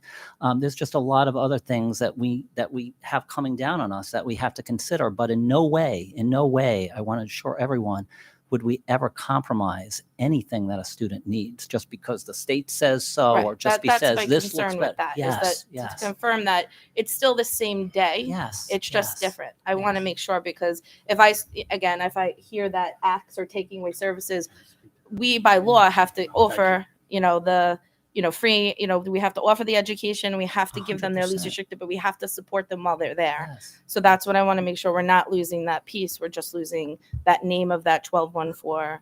Yeah. And I have to tell, if people want to continue to call it STEP, we can call it Right. STEP, and it's just that the STEP will be a resource room / direct teacher consult model, which is in essence what it is now, because it's not a 12. Right, and it's working on that, because I know there are kids who do get direct, consult in a resource room. I know some of these kids, their needs are a little bit more than your typical resource room students. So in that resource room, they're going to be working on more of their needs, not a tip what like there are some gen ed students who typically get a resource room. A child in the STEP program is not your typical resource room. They do have a little bit more needs. So we're still going to meet those needs, even though it's called a resource room. It is going to be a little bit different than what your typical gen ed student gets in a resource room. Absolutely. Correct? Okay. The resource room, really, the work that's done with a student in the resource room is dictated by the goals on that individual student's IEP. So if they're more intense needs, if there are more involved goals, that in fact is what that teacher would be working on in the resource room. Chris? Yeah, but again, Alex, to your point, Mr. Piccirillo, we're still a week ago, we're down at Chippewa talking with staff there in regards to the program. And so we didn't finalize things, and it's very difficult. I will tell you, as Mr. Barbera says, this is the smallest, big place that there is. And our folks will go out and have a conversation. And before we can go back and formalize things, people start to beat that drum, so to speak. So it is my greatest failing, I will say, is communication. I get it wrong all the time. We try so hard. And this is, again, in essence, trying so hard to do the right thing by people. But we can't get back in this building here before people start to talk about it and start that issue. And then we get emails, and you rightfully say to me, why didn't I know about this? Because we haven't even really finished it yet. But I will say, to your point, yes, communication later. We're going to talk about something that I didn't communicate again, fully on it. It's a concern. And so I appreciate it, but it is tough in terms of regards to specifically, this issue was a real concern to people and started talking about before we've even finalized some of these plans. And also, too, one thing, we're all very in the community. I think a lot of parents that have emailed you have appreciated your communication back with them in a timely manner. Again, whether they agree or disagree with, what is the conversation's about, but I know that there has been a lot with the communication, and I appreciate that. Thank you. I appreciate it. Cesar Cerny? Yeah, Eric, just to be clear, so if I understood other than changing the name and rewriting what we're actually doing, right now, a kindergarten student would go to 3 periods of STEP. First grader would just go 2 periods of STEP, and a second grader would go to 1 period of STEP. What we're saying is that if the kindergarten maybe doesn't need all 3 of those periods, because individually they're okay maybe spending another, only 2 periods, let's keep them in the gen ed environment longer. Absolutely. That's the least restrictive thing. That's really the crux of the change, right? That we're going to tailor how much time they're going to be in that program based on their need for the program. Correct. It's going to give us the ability to be more prescriptive. So instead of saying you're in kindergarten, you get pulled out of the 3. gen ed classroom for 3 periods. Maybe 2. You might very well need that, and that's what would happen, or you might not. Right. That's how I understood the big change. Yes. Okay. Any other questions? Meredith? Meredith? Yeah, okay. I just want to thank you for all your hard work. you. I've gotten actual compliments from special education educators in other districts that have worked with you and have told me that, don't look at it so scary in the beginning, stay the course. He's got something good in mind. He's that kind of a leader. Anybody around here saying that, or just people in other districts? Others Right. and others, just Okay. so parents out there know, others are jealous of what we have here at Sachem. And I know things can always be better. And I know change is scary, but without change there is no butterflies. And I know that that's a silly saying, but to me, really honestly, it's something that I've worked with in my world, because it is scary being a special ed parent.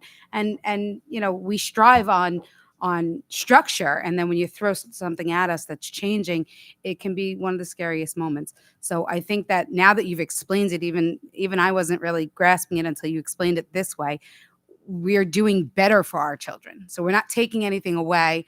We're being a little bit more compliant. We're speaking to the state the way they want us to speak to them, but we're also giving our children more by looking at each individual child a little bit more, being more prescriptive to each child rather than kind of cookie cutter, one size fits all. So thank you. Well, I have to say that every month we do a monthly newsletter to our staff, and every month I have a quote. So I think I might use that quote: "Without change, there are no butterflies." Love it. Thank you. Okay. Stephanie? One of the concerns a parent reached out, because the students sometimes come from another homeschool. Is their home base, is their friendship group is their socialization going to change dramatically with the changes you're making, especially if there's some kids that need less resource room? So are they still going to have the same opportunity to be around their friends that they make and, be supported in that way? I certainly hope so. And, one of the great things about our program at Chippewa is that the students who are in STEP are full-fledged members of, as they should be, of that general education setting. So and this is one of the beauties of that program, is they get to befriend their non-disabled peers, and in turn, they learn from their non-disabled peers. And I might also add that the non-disabled peers learn from them. You're welcome. Eric, just one question. With regard to the STEP program, the kids, obviously, you're looking to move them into the function of STEP program, from my understanding, is it helps kids be able to socialize and cope with, everyday, things, kids that struggle with communication and things like that. Is that correct? Yes. And so Ms. Fury works with that student in developing those skills so that the student, that when they do transition fully in second grade or third grade, they have those mechanisms to cope with the social skills that they need. Yes, these are such key skills. These are such key skills. Without these skills, students are not available to learning. They're not available to working with their peers. They don't have access to curriculum and whatnot in the way that we so want them to, and that they're otherwise well capable of, because many of our students in the STEP program are very high achieving, cognitively and academically speaking, but it's these very, very important skills that prevent them from really being able to demonstrate what they otherwise know in a mainstream group setting. So that's why these skills are so important to work I guess on. my question is moving them, they're spending how many periods a day in their gen ed class and how many periods a day in that? I know it's not truly a 12-1-4. It's 3 periods, you said? Three periods for kindergarten, two periods for first, and 1 period Okay. outside of the gen ed. Outside of the classroom. So what you're proposing 3-2-2. is to utilize that time that they would spend in a resource room. Which in essence is what they're doing now with the teacher, because when they go and they meet with the teacher, it's not a 12-1-4 setting, because only the teacher assistant working with the student in that particular classroom goes into that setting. I guess the question is, would that teacher be now that resource teacher that works with those kids, or is it going to a different? Yes. So it'd be the same teacher working that with teacher will continue to work with the population of students that she's working with, both in a resource room setting and where and when indicated as a direct teacher consult. Okay. Yeah. Yeah. You answered my question. Okay. Just needed clarification on it. Thank you. Okay. We, I guess, move on. Yep, move on. A little bit more. You want to sit down? Okay. Oh.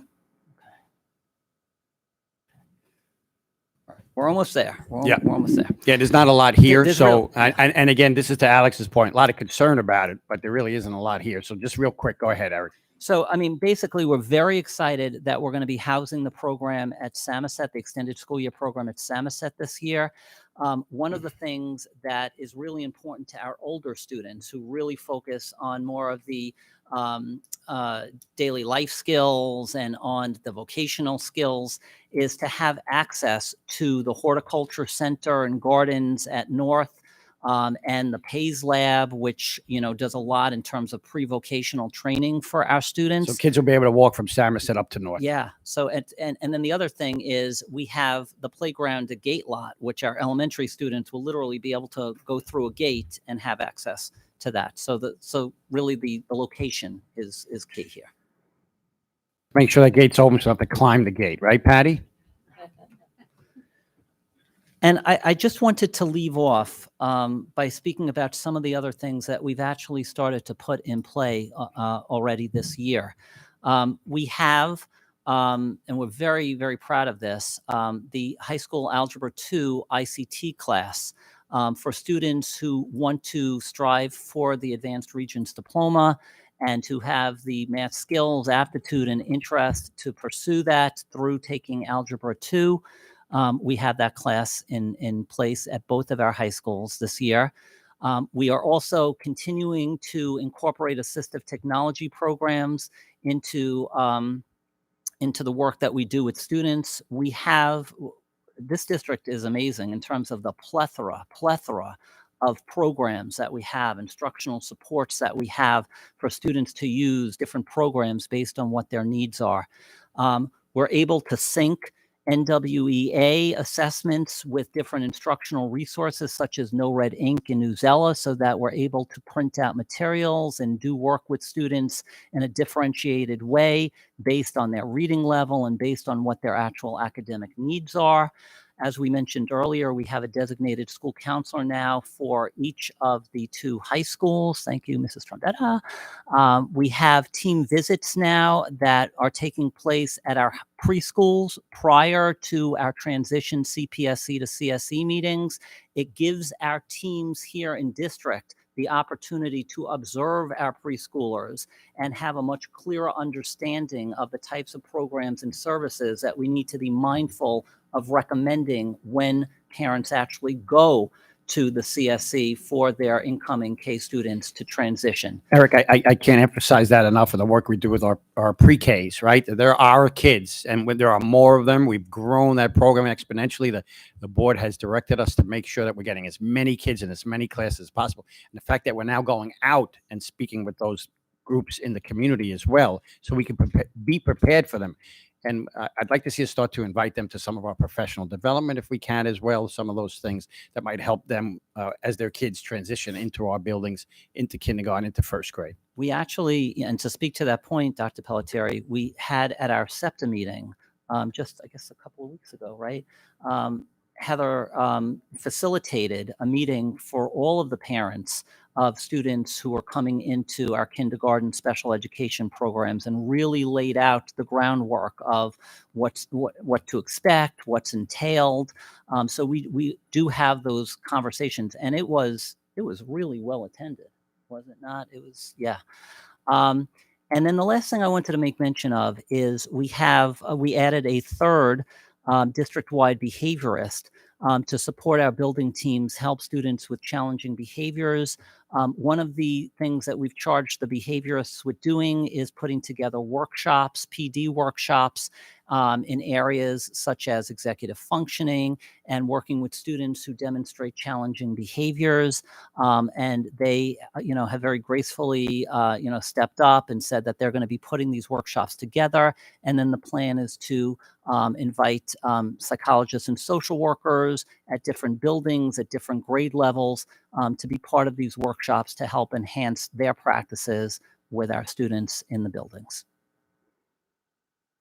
Eric, I think that's it, right? Any That questions? Yes. Laura? So Eric, thank you so much for coming out and really speaking. I think as a special ed parent, communication is the key, and how you communicated and explained tonight was amazing. Thank you. I understand a lot more the changes that are happening. I have trusting you, as in all the administration here and our board members. We're all volunteering here not to hurt our students. I no longer even have a student in school. Alex doesn't have a student in school. We are all here to fight for our students, to advocate for our students. We're not going to just let every program be dismantled for no reason. So looking at a program, making change is not easy. When you're a special ed parent, change is so scary. And I'm begging all the special ed parents out there, reach out to your guidance counselors, to your teachers, to those. They were my team. I could not have gotten through my years at Stateham without the team that I had here. And the socialization that my son was given here, playing football, playing lacrosse, still coaching on the sidelines. He is embraced by this community. And I don't think the experience he had here, he would have ever had in another district. It has made him successful beyond anything I could have imagined for him. And the administration here, all of us are here to advocate for our students. Change is scary, but be open to it and listen to things with an open mind. Thank you so much. I can reach out directly to Eric for any questions I want to follow up on. So this no, you're doesn't not allowed. start. Keep Of us course. till here till midnight. Yeah, but, I'd appreciate. Yeah, and parents can do that as well. of course, Correct? of Yeah, course. because of I'm course. very excited about the third behavior specialist. So, Yes, that was- but yeah, that was I great. have questions that would go on, way too long. So I will save everyone here. Yeah. question. Anything else? Yeah. Eric, once again, I want to thank you for coming out tonight and your team for explaining the changes that are being proposed, and we look forward to seeing the results of them. So, if we have any additional questions, we will reach out to you. Thank you so much for the opportunity. Thank you so It was a much. I pleasure. appreciate it. Thank you. Eric, stay there 1 second. The last thing I said to you the other day as we were talking about this in preparation was I kind of pointed and I said, do no harm, right? Let's do no harm. So I appreciate what Laura just said in terms of us recognizing that we have to do what's best for our kids. And I know that's where this is coming from.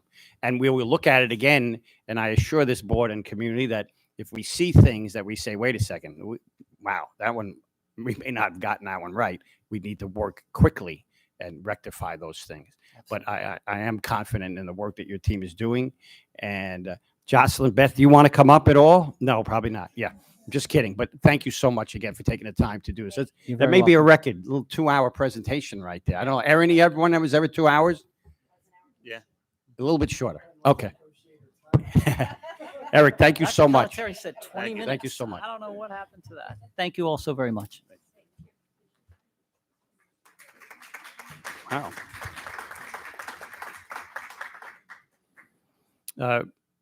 Just like a positive note I want to mention, and Patty, this was brought to me by Dr. Miller today. And we enhanced also our night school program. What a different program that we have now than we had just last year.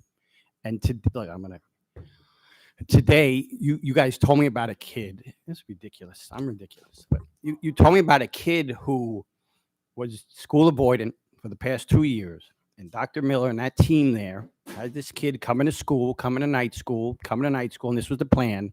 And now this child's going back to their middle school every day, full time, starting on Monday.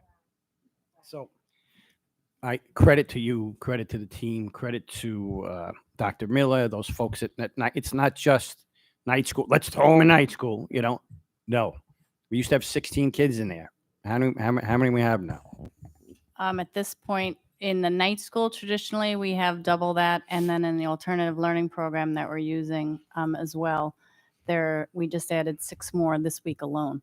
And again, like you're saying with Dr. Miller and Mrs. Hands, it's the relationships that they're building with the staff there to give the kids the confidence to realize they can get back. Special and the supports will educators there. continue. We have E&L's folks there. We have counseling, and we've enhanced that so much. We have a SIFE program going where the teacher took the students bowling that they've never been bowling in their life, and they got to experience that. So the teachers are going above and beyond in all those programs that are occurring at night. And again, every single kid means something to us. And that's why I just wanted to bring that up. And thank you for that and mentioning that to me today.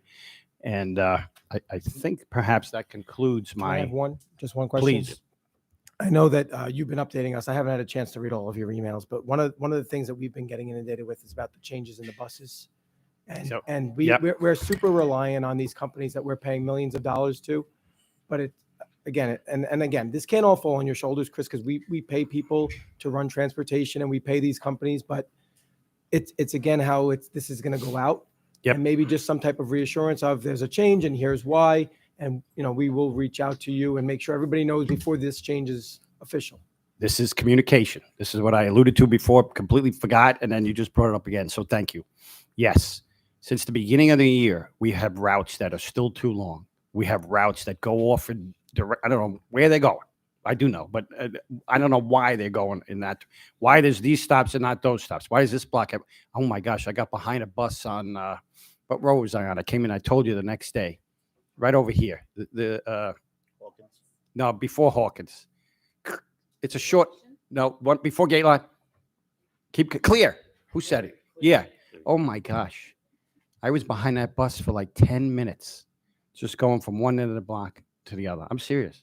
And when you start doing things like that, people get anxious. They try to pass the bus. They race ahead of the bus. We have to be so careful with these things. So we have not stopped looking at trying to fix these routes. And so, yes, what we have done is start to have conversations with people about routes with 14, 15, 18 kids. We can't have it. So now we went back, our own people were able to do the routing, something that normally would be done over the summer, that now we had to do mid-year.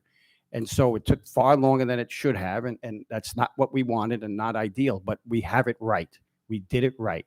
And so, yes, we are planning on putting out to our community, the people with the small, the vans, that we will be making changes to routes as of Monday, and they will get that information by Saturday. But as we started to talk about it, that we're close, it started getting out. And then again, it started the brush fire. And I got to get ahead of this and realize that these things are going to come. And we tried to. I said, yes, let's continue to fix this. We got kids on buses for 70, 80, 90 minutes. It can't be. So it seemed like things were quiet, but still things weren't working. And so we're going to make these changes for just those routes.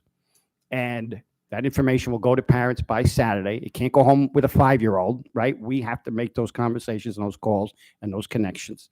But it's something that needs to be communicated. We were working on an email tonight, and did it go out or it's not? Okay. All right. You can't do it from here, I know. Right, we're having Okay. trouble with the school messenger. Okay. What's that? Go ahead. Read the email real quick, please. Yeah, Putting me on the spot. I have that's to- okay. You can Okay, manage it. so it says, this will go out tomorrow, so I guess it will say good morning instead of good evening, Sachem families. Due to the transportation issues we have had since the beginning of the year and some that are still ongoing, as of Monday, January 29th, 2024, we will be running new, more efficient van routes for our students. We have made every effort to bring the length of our trips down to as short a ride as direct a ride as possible. These new routes will be covered by We Transport and Orange County Transit. All families will be contacted by their driver by Saturday, January 27th. These necessary changes will improve our youngsters' to and from school experience by ensuring fewer students on each route, allowing for a shorter drive time.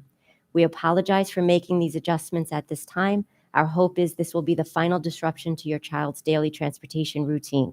Please note, we do not make these changes lightly, but our priority is our children's health and welfare. As always, if you have any questions or concerns, please email us at transportation@sachem.edu. Thank you. So again, got to get that message out. We'll get that out. You're here even earlier than me, so I hope that can get out even before I, can get here. So it's out already. All right. Thank you, Michelle. Okay, Stephanie? Are the routes still being tweaked like now We're done. until Saturday? No. We're done? No. We received an email about it from a parent for a preschooler that their route was made longer. So Who do they? Hold on. I have an Yeah, answer.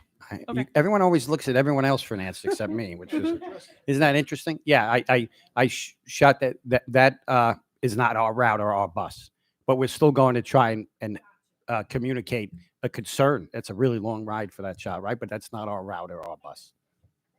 And if a parent doesn't hear by Saturday, they email and they will get responses back just in case a parent doesn't hear. Yeah, so I'm Okay. sorry, but we're going to be on duty again, just like at the I'm beginning sorry. of the year to make sure that happens. All right, Michelle, we cannot have, I just said to her, we cannot walk back into that. We can't. Because by Friday, we should have those Excel spreadsheets again, like we had in the beginning of the year. So any questions, if the emails come through, we'll have all that information. And they have to go to the principals and the teachers. Yes, That but has to be done. by Friday. Thank you. Well, Meredith? that's the day after tomorrow. Okay. Meredith? So I was just going to ask if there's any way that maybe we could start those phone calls on Friday night, because Oh, yeah, we should- I think people panic when they hear Saturday. They don't realize not well, waiting there's till work Saturday, to are we? work on the We don't weekend. make those phone calls. Those actually come Okay. from the drivers. So we're dealing with two different companies, and the drivers have had to do repicks, and Okay. we sent them. What does that mean, information. repicks? The drivers pick their routes based on seniority. Mhm. So these routes, Joni in our transportation department, she's literally been working on these since November. She's making them amazing, by the way. Perfect. She's amazing. She's superhuman. She is. And she wants them perfect for the students. So then the routes were given to the companies so that they could make sure that they're prepared. We were doing it over several weeks to get them ready, and we didn't want to just say, boom, here's the route to go. So we think we're in a good place.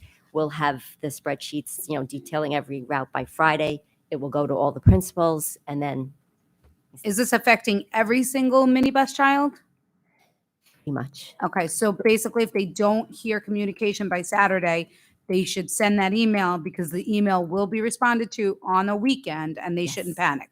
I will respond. Okay. I will also Thank you. say that some kids will still be on, obviously, the same bus, same driver. My pickup time may even be the same. For some, it might alter a little bit For- later, for right? some, Because their right, ride's not as right. long anymore. So we're trying to minimize the number of students on those vans. So the routes are getting shorter. So that's going to change the pickup times. But we want to ensure that students are getting to school timely, getting home timely. I just know that like I hear Saturday and I'm like, oh my God, like I work on weekends, but most people But don't. the transportation companies, they do. They work. Okay. Does that conclude the superintendent's report? Yes, it does, sir. Thank you. Sorry. Student board member report. Right. You're up, Tom. So, unfortunately, we don't have anything crazy coming up because it's midterm week. That's good for me. Yeah, so it's midterm week, but we do have a student government meeting come up where we're going to be planning out our March Madness, which I do plan on going a little extra this year. Hopefully, maybe bring in some. I was talking to some of the police departments because they do have different sports teams, and March Madness is a lot of basketball. So there was consideration about having the basketball teams play the cops just for some entertainment. So Got me nervous. I thought you were going to say rodeo. No. So, no, but we do plan on trying to make that a little extra this year, a little more fun. Okay. So that's really all I got. Okay. Dom, Tom, you have good to, midterms tomorrow? good to see you, Dom. All right. So the rest of our meeting is the budget and general approval. So if you want to head out and prepare for that midterm. All right. Dylan sent his apologies. He could not come tonight because he is home studying for an AP exam, but he wanted to wish everybody good luck on their midterms this week. Thank you. Okay, brings us to item D, approval of minutes. Any motion, please? Stephanie, second by Meredith. Questions and discussions? All in favor? Opposed? Motion's carried. That brings us to visitors. We have several visitors. I'm going to call them up one at a time. Because we do have a lot of cards, if we can keep it to the 3 minutes or close to 3 minutes, I would appreciate it. Lauren Gobbs.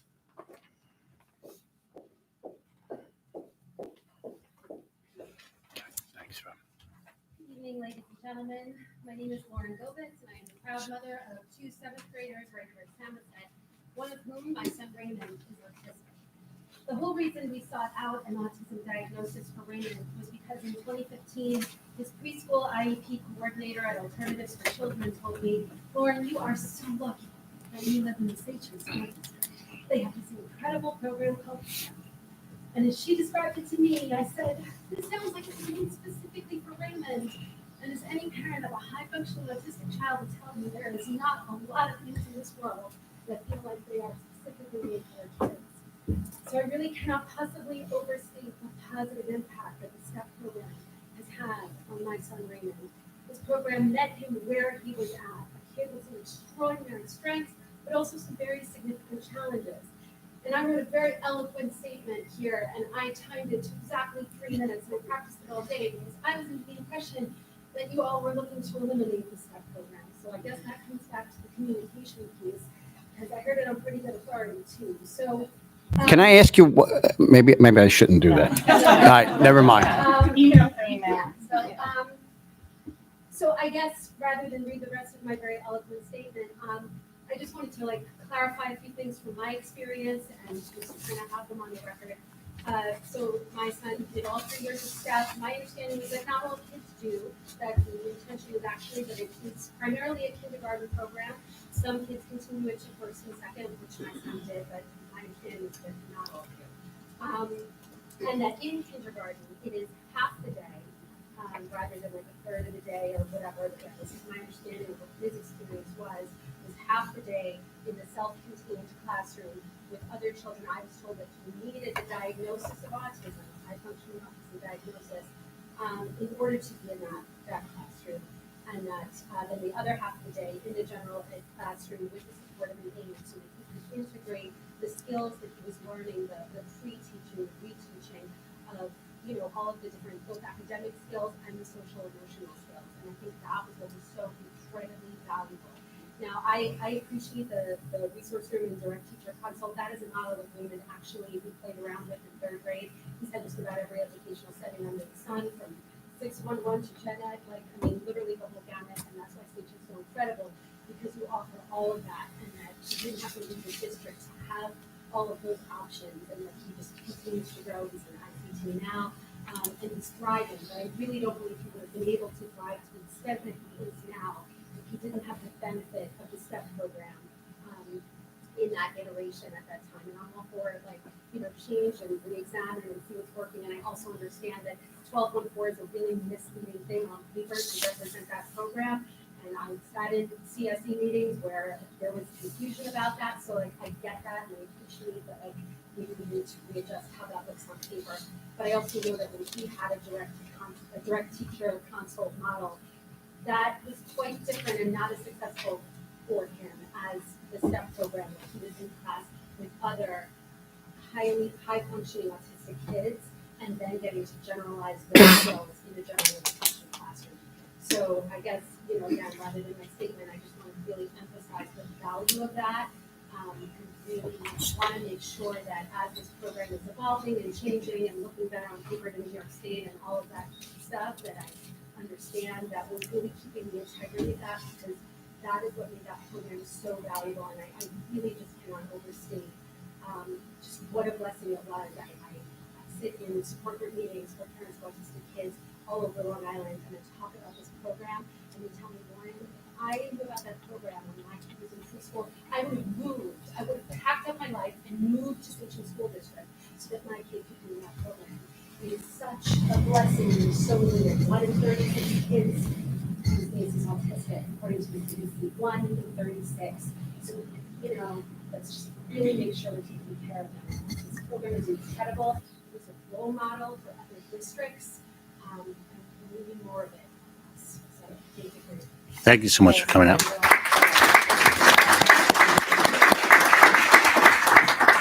Teresa Gensler. I apologize if I mispronounce your names. Can I have your shirt? Your shirt is, it's amazing.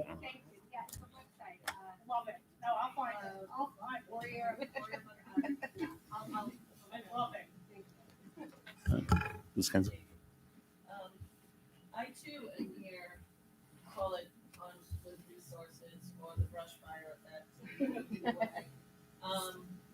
My son's been through the STEP program. He had 2 kindergarten years and a 1st grade year before moving over into his homeschool. And he thrived, and he learned many, many skills. That my concern, which is really what's bringing me here today, is the idea of taking them and working more in the classroom setting instead of in that individualized situation. My son learned many skills that, say what you want, but whether it's that neurotypical kids can kind of learn them on their own, but my son needed to be taught certain things, how to just get through the day-to-day activities of the classroom. I mean, I could go on, and I know I'm 3 minutes, so I won't. And I'm totally fine by seeing like well-trained 3 minutes each that I wrote. Because after listening to everything here tonight, it was different than what I came in here thinking was going to happen. But I do have one very specific question to ask, because one of the things that I was told was that the STEP program, or whatever you want to call it, I'm up for change, that's fine, was not going to be offered to kindergartners coming into the district. Is that a true statement? Chris, maybe you could answer that question? Yeah. Yeah, if you I would superintendent. address it to me. So it's offered. I don't know that any are, we have any students in the pipeline that are doing that right now. Eric? Yeah. So we didn't end it. It's just there aren't any projected students at this time in K. So my understanding, again, just like Lauren, was that the program was being wiped away. And really the main point of my time here today is this. Sorry. In second grade. I'm very sorry. That's okay. Take your time. Very hard. Yeah. My son was diagnosed with a rare form of pediatric bone cancer when he was in second grade. And so he went through the STEP program. And he learned skills. Thank you. Coping skills that he would never have learned if he was sitting in the kindergarten class all day long without having Mrs. Ferry, I'll call her, without having her teach those very specific skills. I don't think that she can really teach in that manner in a classroom setting without having the kids pulled out so she can work one-on-one with them. And when he was diagnosed, we had to leave the district. We were gone for 2 years. He was working hard. He's flourishing now. But he missed 2/3 of second grade and all of third grade. COVID didn't help. Because that was in the mix of all of that. My point is, the skills and coping mechanisms and strategies that my son learned in the STEP program, being out of the kindergarten classroom, was what helped him deal with his cancer. Sorry.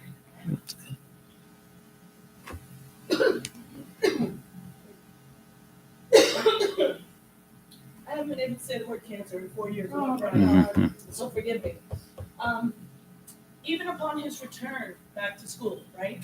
So he was going through treatments in another hospital. We lived at the hospital for 10 months. All the attention was on him, whether it was a positive thing because people were coming in to cheer him up, or a negative thing that he was having a treatment and not feeling well. But all the attention was on him. And when he went back to see him, went back to Maryland. And now he's just one kid in a classroom with a bunch of other kids. And he has to acclimate to that.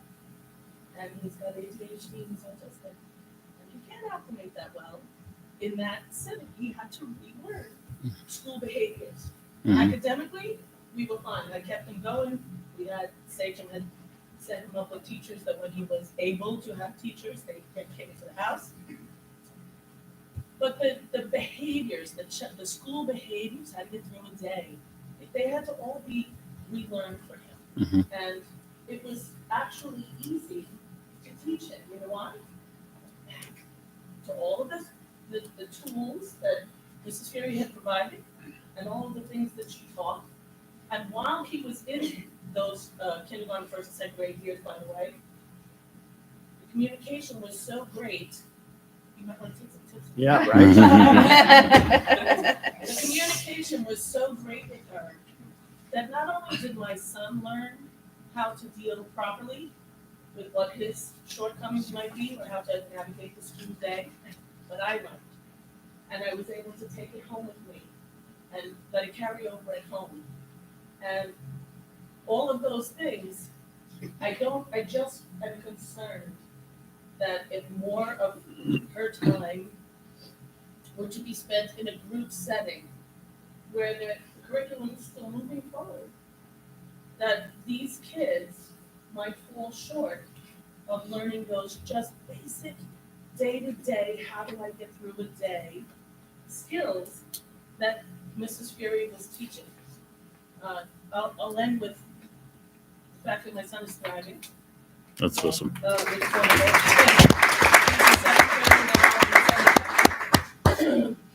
He's doing very well. But I'll end with this.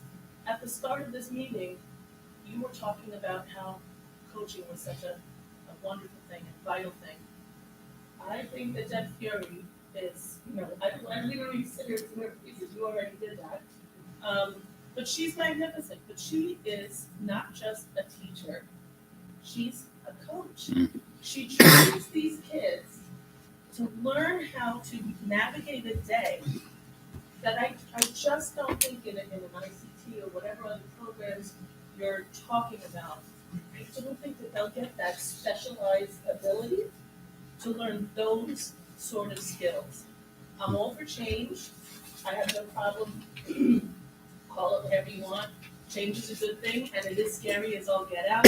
And as a special ed mom, I definitely agree with that. But change can be really good.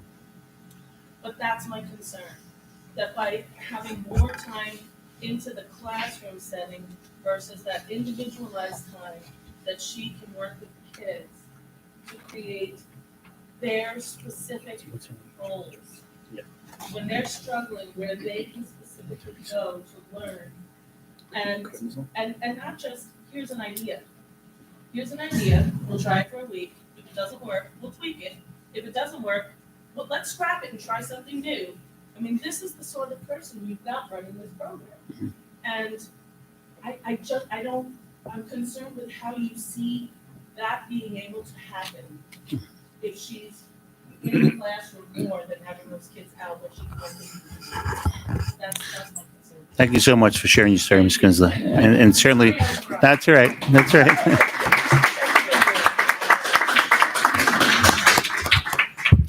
Most of the time you get tissues when you cry. We give you water, I guess, to replace the tears that come out. I guess we didn't have tissues. There is Relmov. Is she here? Okay. Okay. When do you come up? Sure.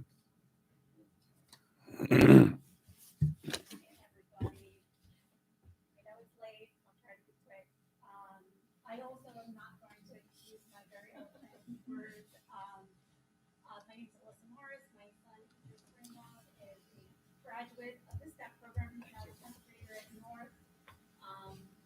He's doing great academically. He has a 95 unweighted average with all AP and honors classes. The thing with our STEP kids is that academics is usually not the issue. It's that social emotional piece, as Terry spoke about the impact of this program on our kids. And it's the reason that we all wrote these eloquent letters, and it's the reason we waited 3 hours to get to talk, is because it changed the lives of our kids and our families. And again, because of Jeffrey Fury, who's amazing, and the entire team there, Jen Salerno, Ms. Carzano, Ms. Aubrey was the principal when most of our kids were there, and she was amazing. They created this environment within Chippewa, which is frankly the most inclusive, truly inclusive environment that we have ever been a part of. So it was kind of a culture shock when we went to middle school, and my son was suspended twice within the first month based on his autistic behaviors. So we're not dealing with that anymore, but I think the thing that we're all concerned about, and it's not because we're afraid of change, it's because the way that that program works, it's all about the communication between Mrs. Fury and the gen ed teachers. Mrs. Fury would oversee the teaching assistants, and she was there to guide them in their role. Their role, the teaching assistant's role, was keeping our kids on task in the gen ed classroom so that our kids can be their best versions of themselves, which makes them easier to be friends with, honestly, when they're in that gen ed classroom, because that they have that teaching assistant who's been trained by Mrs. Fury, who's working with them every day, how to modify their behavior support, what kind of reinforcement we're going to be working on, and exactly what Terry said. We're going to try it for 10 days. If it doesn't work with it, we're going to tweak it. We're going to change this a little bit. So, if this is our concern, if we're not, responding to gossip or the brush fire or whatever, it's because of the impact that this had on our kids. I do want to say that my son, after aging out of step after second grade, we tried exactly the model that you're hoping to implement. He was in general education, he had a shared aid, he had resource room as well as speech and counseling services. It wasn't the same, honestly. That team effort wasn't quite there because it was very disjointed. So these are things that we want to share with you so that you'll be aware of as you start this new venture. But please know the impact that this program has. I do also want to take a minute, in addition to being the parent of Patrice, I have an 18-year-old who is all the way to the right in that chart. He's on the very, very severe end of the autism spectrum, has never spent a day in the Sachem classroom. He has been out of district from day one. He is a student at a residential school in Dutchess County.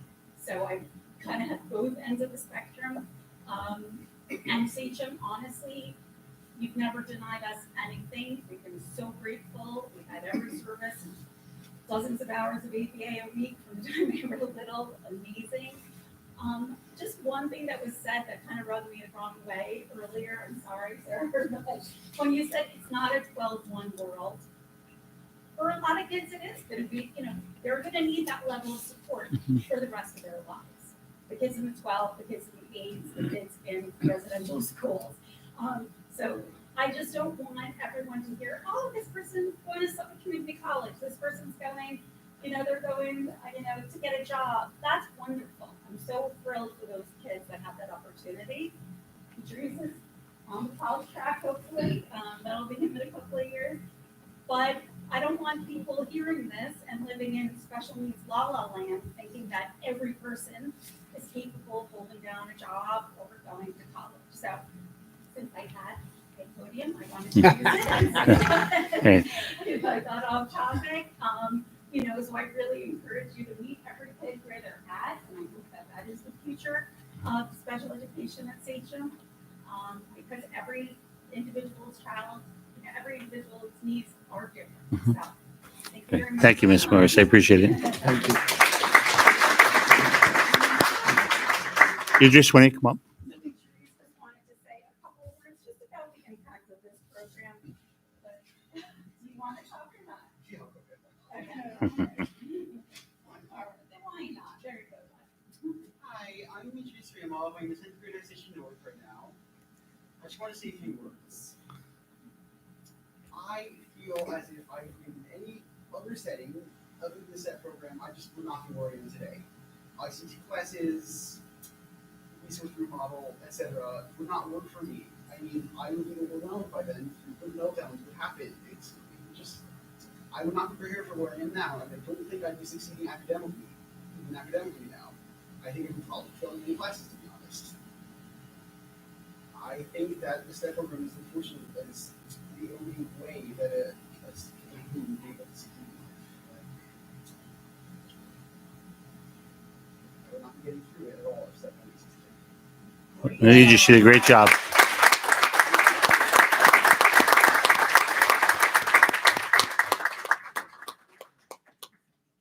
Jillian Gray?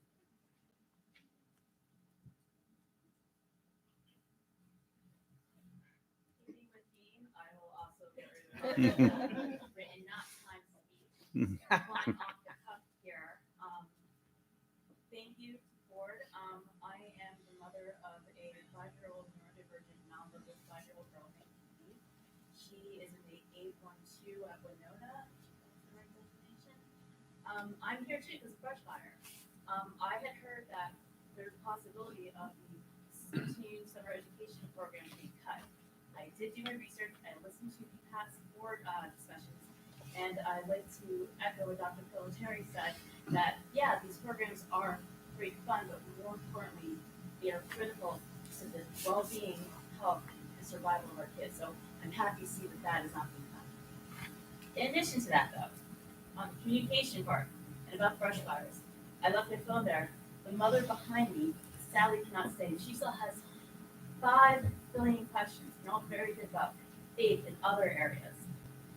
Could there be, I don't know, a SEPTA session or some sort of special call where parents are going to do notice and time to come in and speak with the special education team and ask those questions? My child isn't in the 12 SEP program, so that's amazing. My daughter's in the program right now that suggested that she might be one because it was in an 8-1. Hopefully not, you never know. But the kid has to say it's not going to be tomorrow. But the communication really, really needs to improve because this is such a great school district. And And we are so lucky to have this special education program. The idea of even leaving New York to go to another state, which my family's talked about, and again, other thing, I said, absolutely not. We cannot leave this place. Critical. So if we just improve the communication, have that meeting so parents, like the ones who stayed here for 3 hours, that had to run back to their special needs kids, and can ask questions, they need to be addressed. Thank you. Thank you so much. And if you just, I don't know if you knew the parent that was behind you, but we could just say if she's please have her reach out to Mr. Neidhart or any of our team there, and then we'll spend some time on the phone with them answering any questions they have. And we work closely with SEPTA as well and have those meetings on top of that. Okay? Thank you. Carol Katz.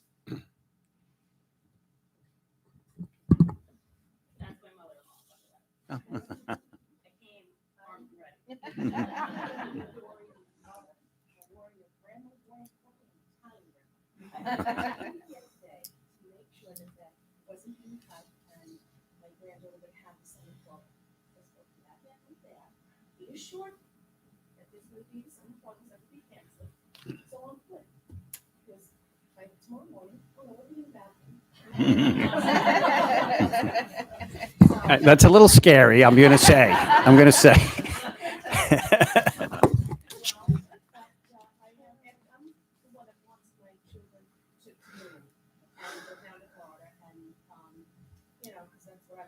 But after I was here tonight and heard she's right. This is a good place where I think my granddaughter is going to be taken care of. So I just want to thank you because I'm leaving here so much better off than I felt coming in. You know, I really do think that the school district really cares about kids with autism and special needs children. So I wanted to thank you very much. Thank you, Ms. Katz. Allison, any more visitors? Okay. Rob, can I say something? Yes. My son's an 812, 814, 811, 12, whatever child who still lives in that world as an adult. And the skills that he got through the support of Sachem is helping him tremendously. When I said to Doomcliff, it's terrifying, but you guys are going to be okay. And you have the amazing set of advocates over here that are incredible. I love it. So thank you for everything you said.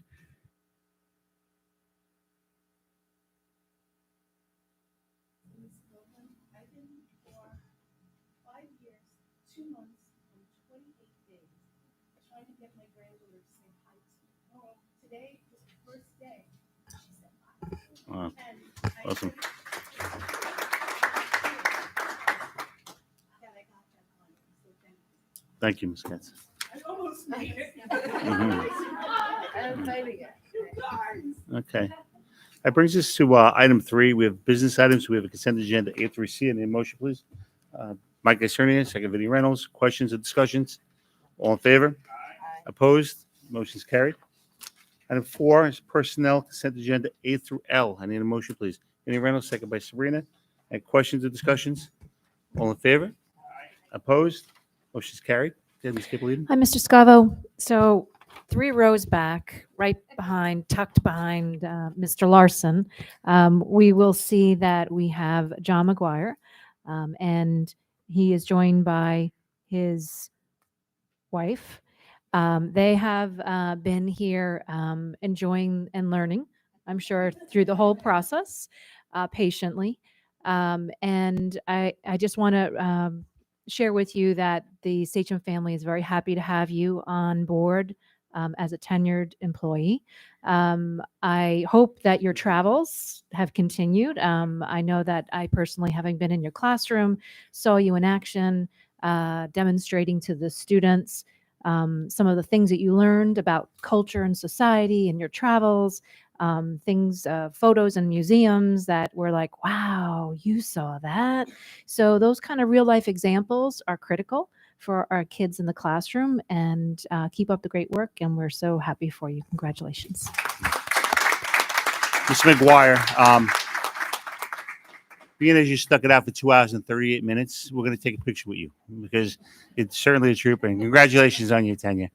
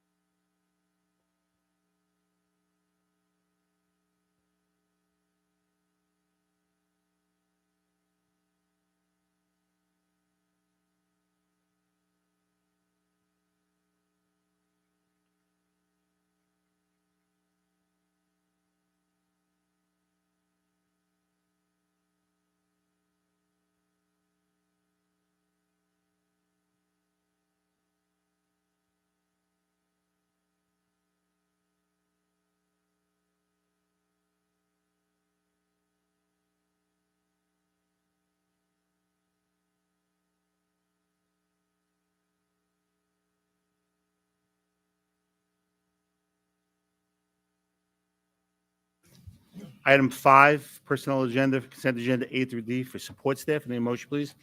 Okay, Sabrina, second by Stephanie. Questions or discussions? All in favor? Real fast, Oh, I'm sorry. I'm okay, sorry.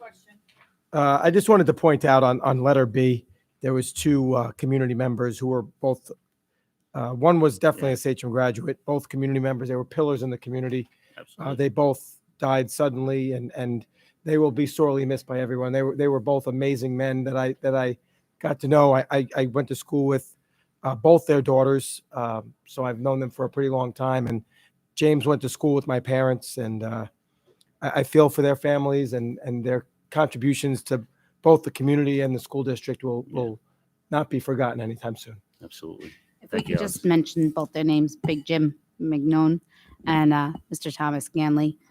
As most of us know him, Pops. He was pretty awesome. So So I have a motion, a second. Stephanie, do you want to add something too? You had a question? No? You know, Pops just, he was basically a coach to every single kid. You know what I mean? So all of Sachem knew Pops. I didn't know the McNone family, but I can see online that they were equally as loved. Yeah, you know, when I saw that name in there, both names in there actually, and you see the word deceased, it's very, you know, all the years I've been on the board, it never sits well with me. So it's terrible that we have to do that and we have to put that word deceased in there, but certainly they're going to be missed in the Sachem community for sure. So we have a motion and a second. All in favor? Aye. Opposed? Motion's carried. Item 6, we have a consent agenda A through F for contracts. Motion, please. Okay, Sabrina, second. Vinnie Reynolds, questions or discussions? All in favor? Opposed? Motion's carried. Item 7 is budget transfers. Any motion to move 50,000 or greater from one line to another? Any motion, please? All right, Sabrina, second. Meredith, give your hand up. Questions or discussions? All in favor? Opposed? Motion's carried. Item 8 is approval of field trips. Any motion, please? Sabrina, second by Ms. Isernia. Questions or discussions? All in favor? Opposed? Motion's carried. Okay, item 9 is the second reading and the adoption of the policies that we've been working on. I need a motion, please. Okay, Stephanie, second. Okay, Meredith, questions or discussions on any of the policies? Question, Rob? Yep, Vinny? Yeah, just, and I don't know who the question is for, but it's policy 0110. Talks about reporting complaints in and around sexual harassment.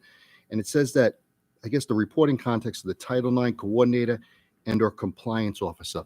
Does everybody know who they are within the district? Is that published across the board? Yeah, Patty's And that's well known though throughout the district?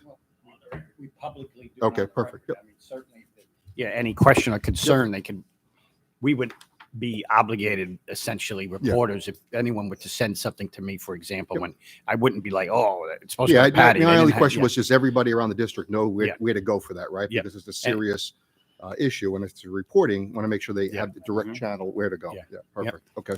If I could just add to that, in addition to it being on the website and the reorg each year, and in addition to the compliance officer and the alternates are assigned, we also have notifications at each building. So there are each principal as well as an individual employee who's their right hand is designated to help out with that as well. And it's in handbooks. Is that part of the training that everyone does each year? Does it maybe go step by step on who the best person for each individual to speak with per building, or that's not part of that training? That's not part of the training. It doesn't, we do include and embed our policy, the updated board policy in the annual sexual harassment training.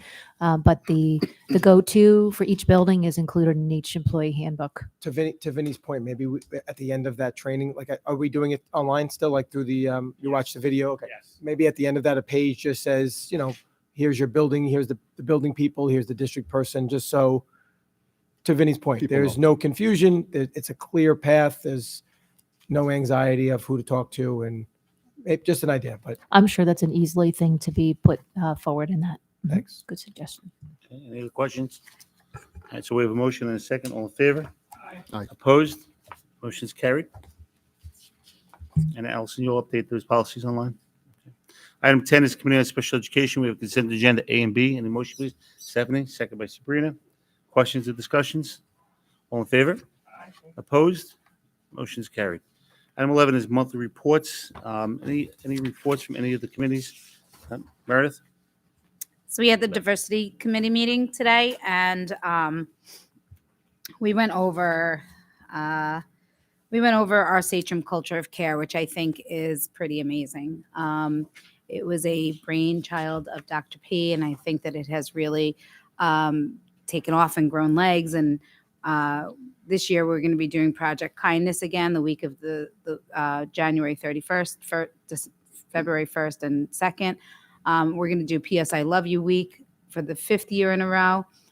Teens as Teachers and Peer Ed, they go into the middle schools and they try to help out with the 6th graders, meeting new friends. And the PS I Love You was actually started by a Sachem teacher and her sister after their dad had committed suicide. So to bring more awareness and honor him, they started the PS I Love You program, which is not just done here in Sachem. It's actually done in most districts on Long Island, and it's started in many colleges already, which is pretty nice.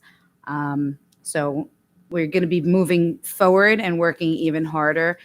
We didn't get a chance to really finish tonight because so many people had so many great ideas on how to really double down on the culture of care that I'm pretty excited to see the future of Sachem with that. Thank you, Dr. Thank you, Meredith.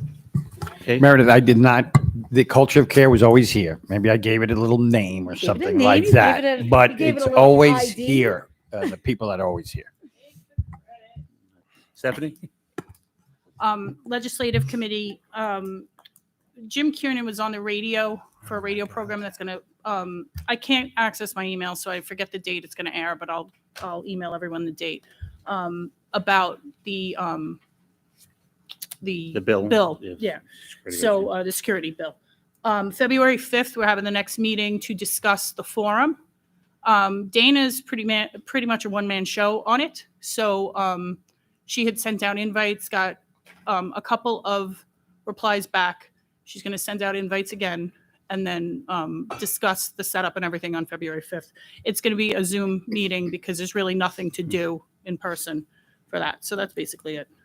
Okay, and the scheduled date of the legislative forum? The 29th. 29th? Okay. February 29th? Okay. And that's open to anybody in the community that wants to come. I'm sorry? As long as it's not February 30th. Yeah, no. Right. Right. Allison, the building usage was approved for that, right? Yeah. So yes, February You're right in 29th. this I just room, wanted to. yeah. Okay, any other reports? Cool. Okay. Closing public comment. Patrick, you have anything you want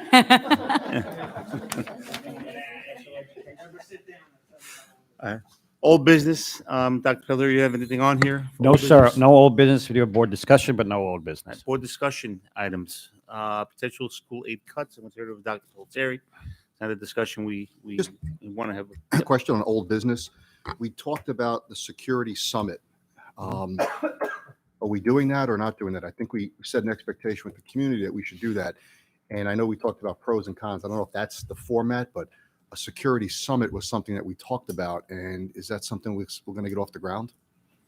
Yeah, That's that's a great question. And so I would open it up to the board again in terms of what was presented to us by the Budget Advisory Committee and how we want to proceed, just in terms of some clarification around that. I'd appreciate it. I actually have it written down on my notes here. Okay. I was going to bring that up after the budget discussion because I think a lot of what I think is going to be shared is going to drive the direction that we may want to go in. I think it's imperative that we get information from our community as to what they'd like to see in recommendations. Look, we serve our community; they elect us to advocate for them. So I think that's important. So whether we do it in a security summit or we do it in a survey, whatever the case is, but Yeah, I just think community input, because I know we set the expectation and we should follow through on Absolutely. that, right? So Yeah. just to get the input. Yeah. So I'm going to open up to the board. I mean, where's everybody at? Security summit. I guess the option. I'm sorry. Go ahead. Yeah, Chris. No, I'm all for it. I mean, I think that we set an expectation last year when we first started talking about it, and here's what we're going to do, and here's what we're going to do next, and this is next, and whether we bring people in and we break it down in groups, and however we did it, maybe the first time we did it, that's we could do it the same way and maybe Mhm. utilize technology better and get information out and get information back in from the community. We should get as much input Absolutely. because Yeah. it's going to be a big venture either way. So we gotta make sure we discuss it. Stephanie? It was literally one of the best informational meetings that we ever had in Sachem. And I remember Meredith was getting her petition signed. That was her first time she ran. So we had all broken down. It's a really great thing. And I would love to see that format maybe moved into other avenues of our communication, like maybe have a special ed summit or something similar. It doesn't have to be that grand, but it was one of the best functioning groups that we've had in a really long time. And it was only one night. So a lot of the community involved, staff, administration was involved. We were all mixed together. And then there were presenters and speakers on safety. And what else was there? There was improvements that were desperately needed because we didn't have Wi-Fi. We didn't have Wi-Fi. We didn't have vestibules. There was a lot of stuff that came from that were improvements made later down the road. So I think it's with Alex on this. So vestibules was already in the plannings and in the works, but having that discussion with a community to get their feeling on it was very important. It allowed us to be able to. We did that prioritize it. first, remember? Because I think it was we were going to try to go to Wi-Fi first. But then with all the shootings back then, it was the vestibules got put forward because of what the community was. It allowed us to prioritize. Right. And then, COVID made us really Of course, connect. we picked the wrong way. Yeah, we went the wrong way. Maybe not. Yeah, you don't know who it kept out, but we listened to the community, and that's what made it so great. And it was everybody's voices in the district. It wasn't just community. It wasn't just admin. It wasn't just staff. It was everybody. Meredith? So I don't know how it would work, but I am definitely all for the security summit. But the fact that everything that we have lately seems to be very poorly attended by the community. I was thinking about this in the diversity meeting because we were trying to think of ways to get the community more involved and invested. And I think that maybe something home with every single child that needs to be signed and returned to their teacher. And so elementary kids, obviously that's easy. Middle school and high school, it would be returned to their homeroom teacher. Just something that the parents saw it, rip off the bottom half, return it to your teacher, and the kid gets credit. I don't want any kid to be, held harmful if they didn't bring it. But just so that we know that the family is seeing it, because we have so many things. And like people say things all the time to me, and I'm like, well, we had a parents, summit on that or a parent program on that. And they're like, I didn't know that. So something that will really get this in the hands of every single person, because we do need to hear from every stakeholder. Attorney?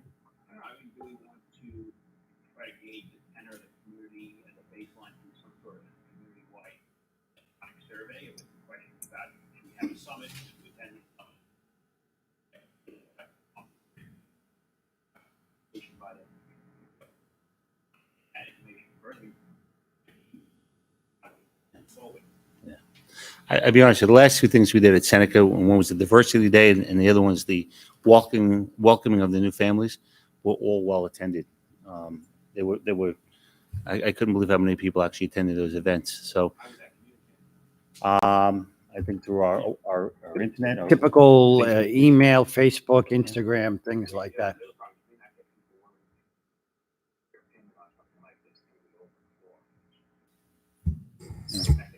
But if it was a small group setup, right, where somebody maybe presents, administrator, and then you break up into small groups led by an administrator. That's what happened last time. And you're just getting input, you're getting feedback, right? And understand then it that the rolls summit up. is not specifically It's on not security. It's got to be security in general. Security That's in gonna be one general. of the topics certainly Right. that will be discussed Yeah. since we're looking at potential implementation of it. But it's not an armed guard Right. security summit. It's a Right, that could be a security summit. subtopic of a broader security discussion, right? And that's where what Mr. Iserni is mentioning might be helpful to me. And just I'm trying to play in my head, what exactly are we presenting to people in those various rooms at various times? I know at one point we didn't have Wi-Fi, we didn't have the vestibules, we have a lot now. And so is it just an overall thing, or I wanted Or- Joe Pangaro came, he did a threat assessment, he presented to the community, and we felt we were in, Or frankly, it could be like one of the, I forget the district name, but I don't know if it was Half Hollow Hills. Somebody just had a very similar at their board meeting where people came up and they had their 3 minutes. Was it Half Hollow Hills, right? They did it, right? They did it in a board meeting where people came up, they gave their opinion, and at least we can hear from them. Maybe, So do we maybe wanna- it's something like that, but it's some sort of forum or yeah, is it platform information for the community to speak about this topic. is the goal? So, and again, so the whole topic of armed guards is what we've been talking about. So I think we can't just sort of spread it out, say security in general. It's very specific, armed guards. We need that data because that's the decision that I think we all need to make, right? I'm trying to formulate in my head in terms, is this an information out or is this information in? It sounds like you're saying this is information Maybe it's in. information in. I don't know what we're going to present out. I'm with you on that because we've had Lieutenant Pagano speak here, right? I don't want it to be a pro and con because that's just very divisive. I think if we said, hey, we want community feedback on this topic, here's the opportunity. Maybe that's the way we go. And it's the people will come in and look, people had speeches ready to go tonight on a topic, right? So I think we'd have a showing here. I'd be interested in a survey that actually.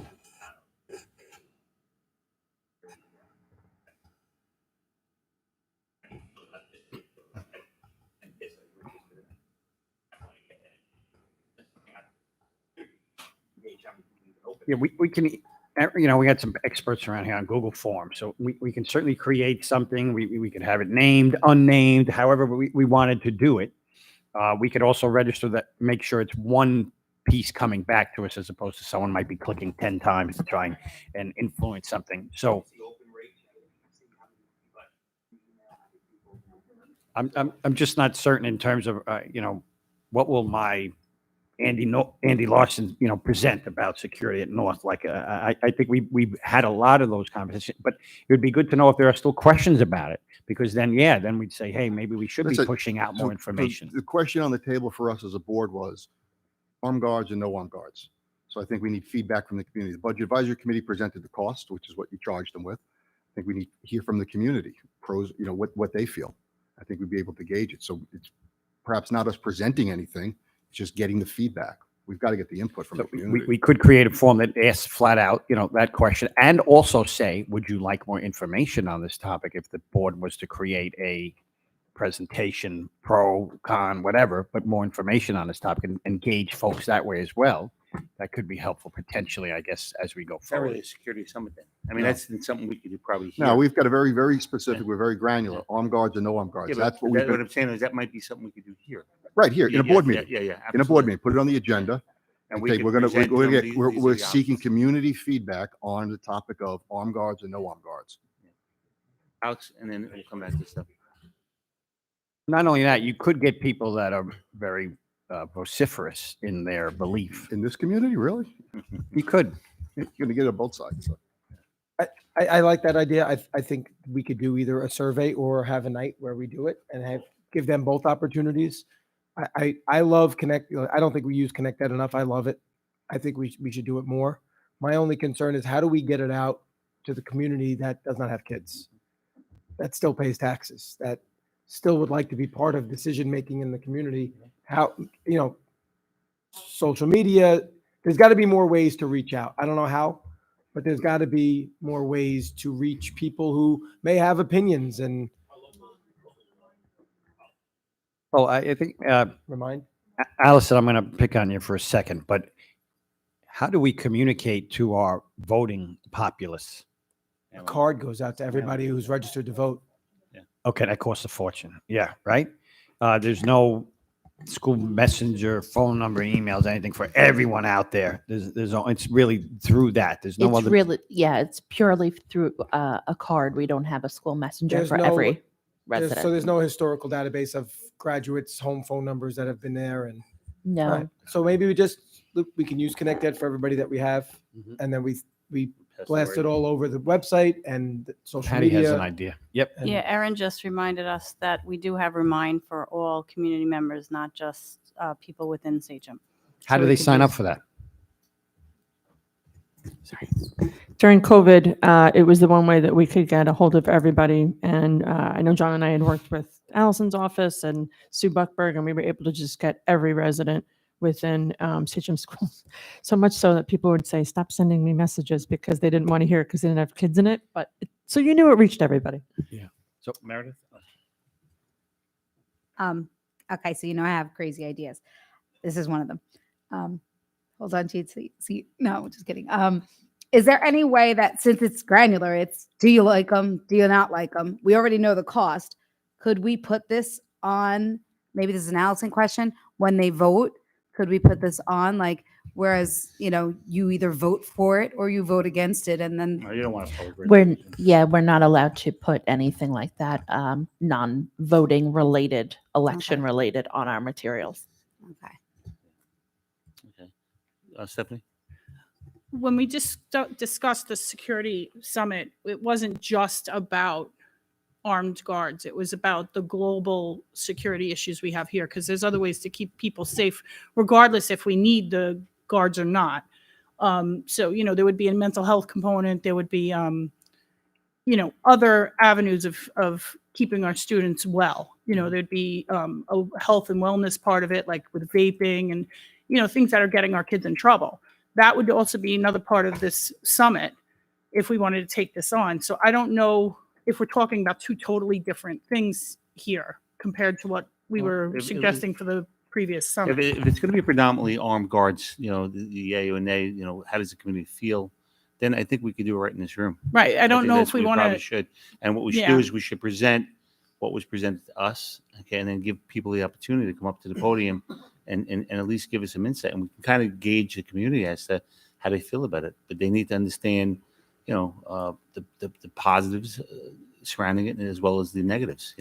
How is it going to impact our budget? How is it going to impact, Right. The fiscal cost of the things like that. I worry if we break down into groups over this sensitive topic that we might have arguments break out. Is it possible to do like what Like Mike, if we did what it- Mike is suggesting, and potentially and do this as well, Yes. so that the Yes, people that without a don't feel doubt. comfortable doing it publicly can actually voice, We'll come up with a few questions, very short questionnaire that can go out to all 12,000 of our folks. And we can also, during that time on Connect Ed, ask them if they want to, they can come and participate in our forum here where they can say yay or nay according to them for their 3 minutes, or maybe that night if we get 1 million people, it's more of a 2 minute or 1 minute. Yeah. It's up to the Yeah, president, sure, of we can course. do that.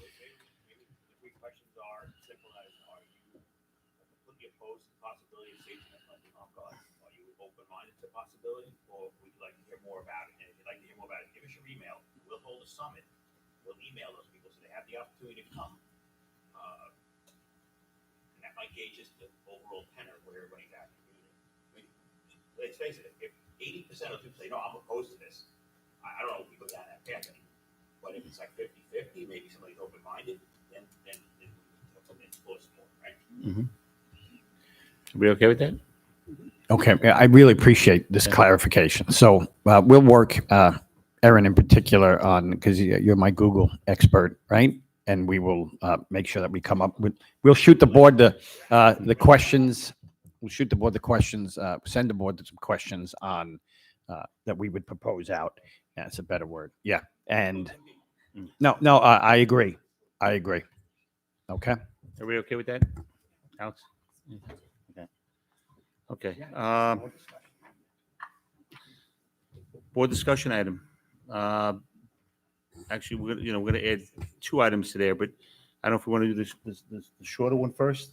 Which is that one, Well, sir? we Chris, you had put together a letter. Yep. Based upon the runs of the governor's budget and how it's going to impact Sachem, and it was recommended, I guess, by one of our senators that represents our district, Alexis Wyke, to actually have school districts formulate letters, CC all of the elected officials, and then also send them to the officials up in Albany as well, particularly Governor Hochul.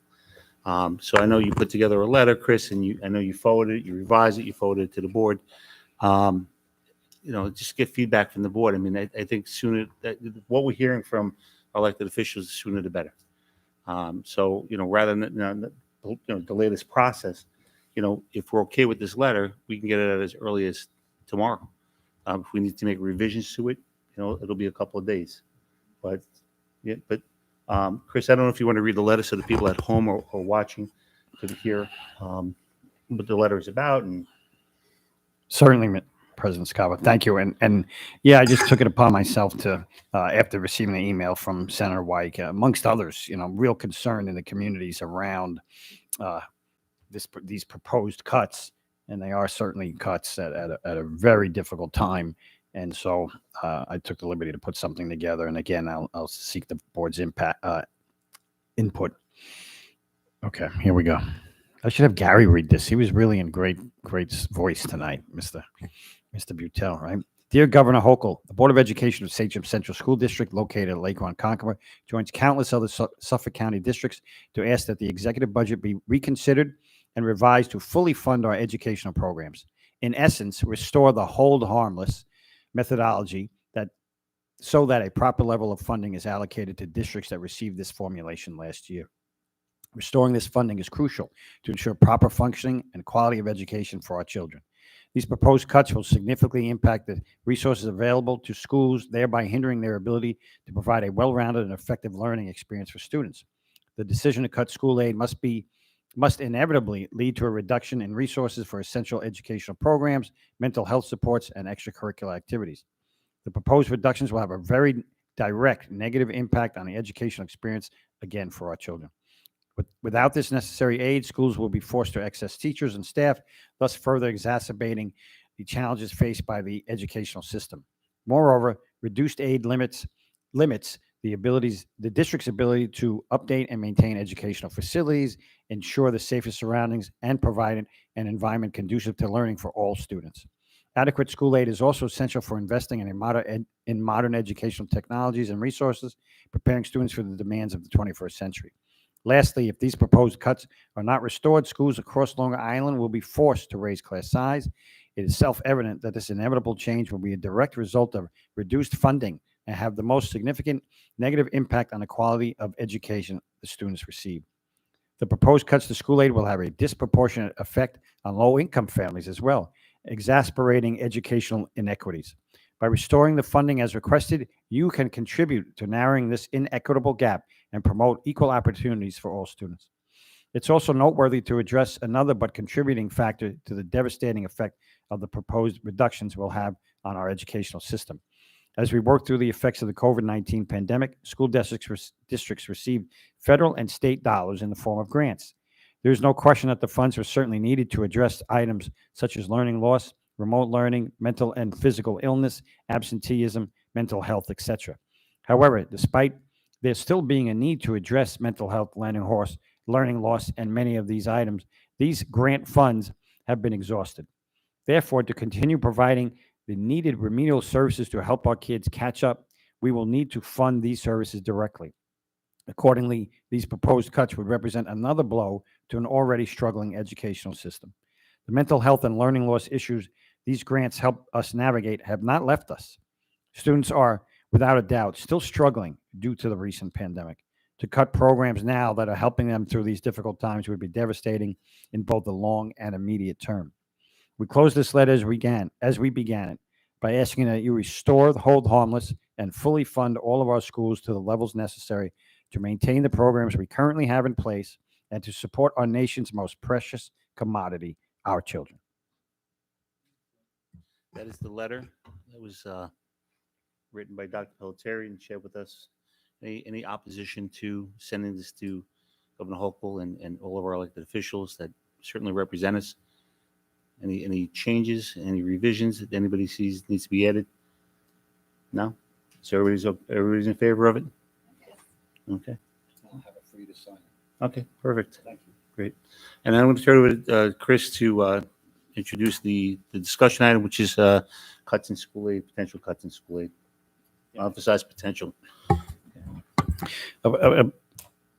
It is apparent that, yes, if we move forward the way that was proposed now with the most recent aid runs, we would be looking at serious cuts to our many programs. I don't want to frighten people and name things in specific or anything right now, but it is, we talked about a funding cliff and talked about it for years, and said, this is coming, folks, this is coming. We got grants to hire social workers to do things that help our kids.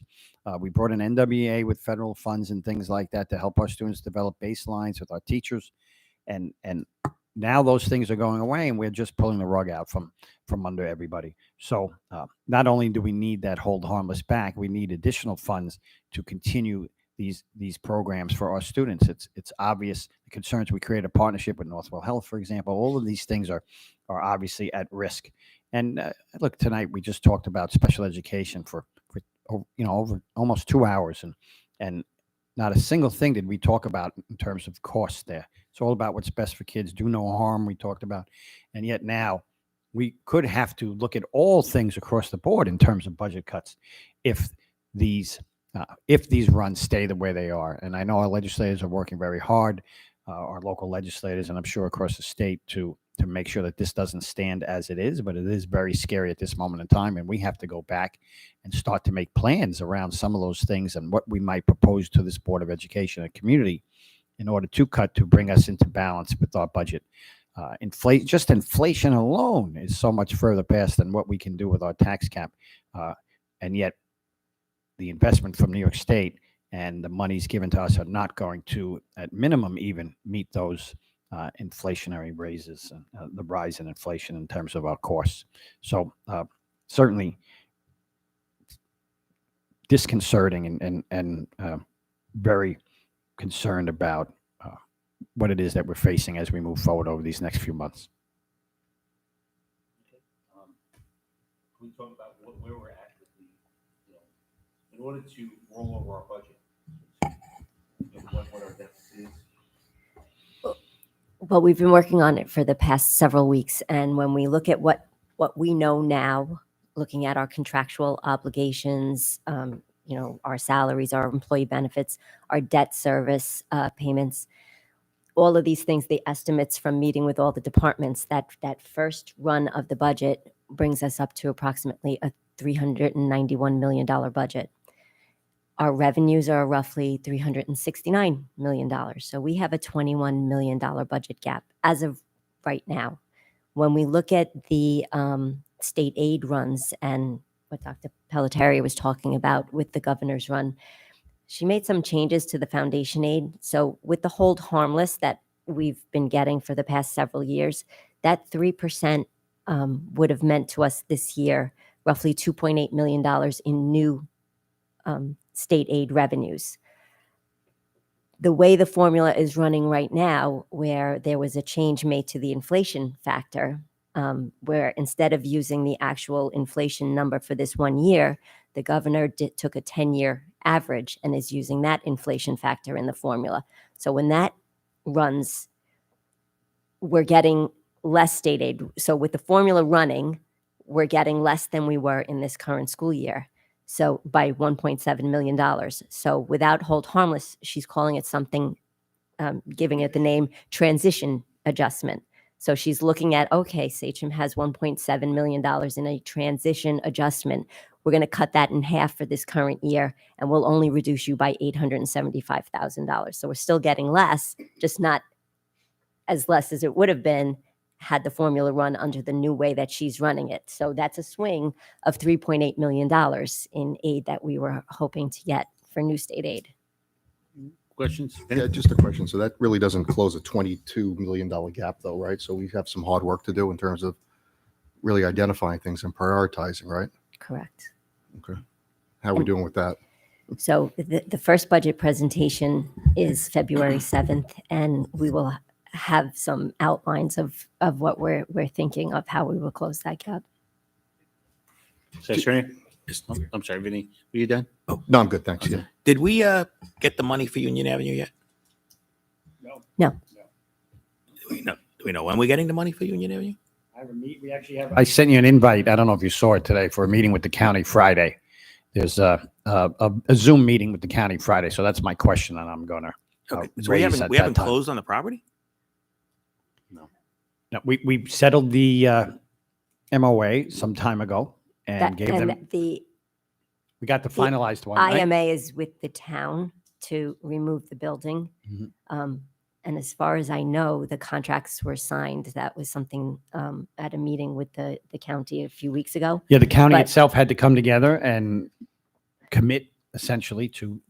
Right, but I know that the county is not taking the property until the building is removed. That was one of the contingencies of that contract. Oh, so this is not I'm- happening anytime soon. I'm not quite sure where it is. We have to reach out to Mary Ann again. We were hoping that, yes, those monies would go right into this budget as a newfound resource, revenue. And what are we under running the current budget at? Well, as of the January run, we included a report in the Friday packet. It was roughly, I think it was around $4 million surplus that, or you have to remember that we appropriated $9.8 million. So you don't technically have a surplus until you exceed that $9.8 million. But working with Mr. Sachs and Mr. Leffler in the business office, we have done some projections out, and we do see that we will be running at a surplus, even if we don't receive the funds from closing Union Avenue. That $21 million gap, is that reflective of the surplus or no? So reflected in that $21 million gap is the assumption that we appropriated $9.8 million last year. We will continue that because now that's not a new revenue, that's built in there. One of the things I'd add, and we've had many discussions and conversation about this is an issue. This is something that is built over a few years, and therefore our approach to address it needs to be built over a few years as well. We do not want to, and again, I don't want to frighten people or anything like that, but the words like gut and cut and slash, right? We have to have a thoughtful approach that shrinks the budget in some way, shape, and form this year, and that will be many different options that we'll lay in front of the board. But this is a couple-year problem in a row that we're going to address. As long as we are mindful and recognize that we are going to tackle this over a couple-year period as opposed to try to tackle all this at one time. So that's one of the things that we're going to propose, and I'll explain more to that, to our board and to the community as we move forward. Any other comments? Meredith? So for the people at home tonight, there was a mom here and her shirt said advocate like a mother. I think right now we have to look for all of you to do the same because this letter is great and it was really well written. But one letter from one board, one letter from even every board on Long Island is still just that, it's a letter. And I think that we need to encourage every single member of our community to advocate just the way we advocate. Send your letters, call your politicians, and really, speak to exactly what we're saying here. We can't afford these cuts. Our children cannot afford to have these cuts happen. Yeah. Stephanie? Just to ask about Union again, do we have an anticipated time of these funds?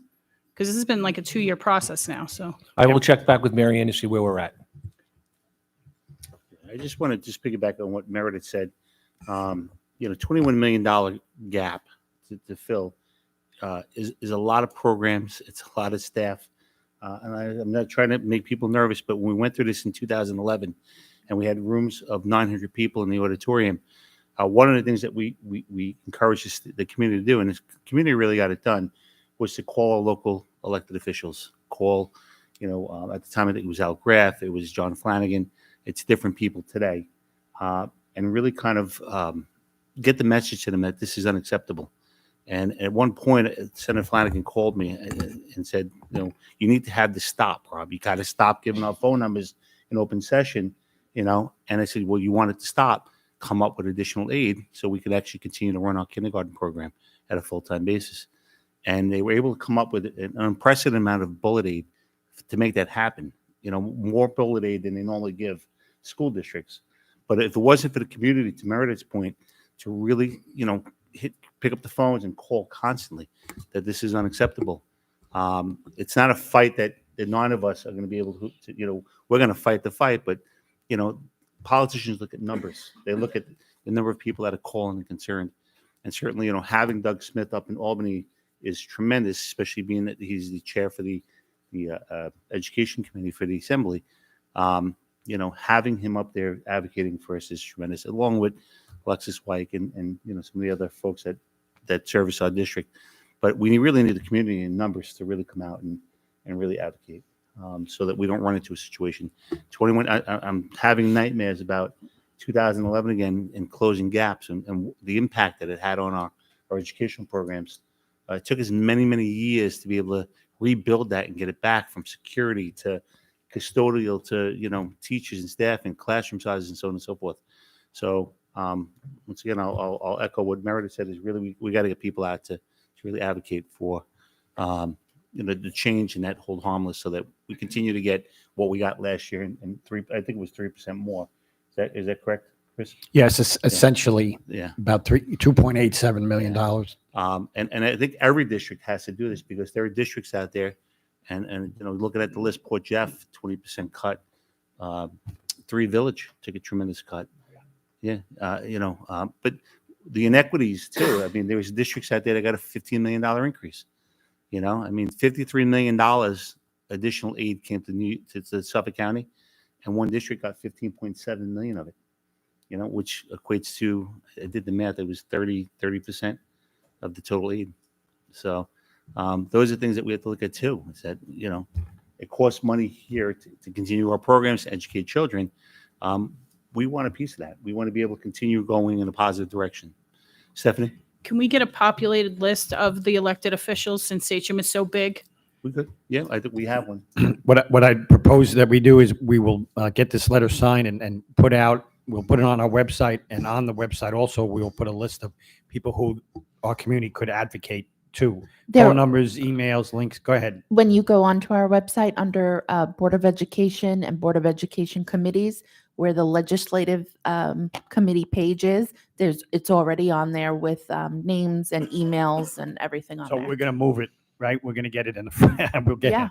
by the time they try to get to that, right? We've Sure. always talked about that. So this is one time where we'll take up the real estate on the front page and make sure that is front and center, more overt than trying to click through things to get to it. Thank you, Allison.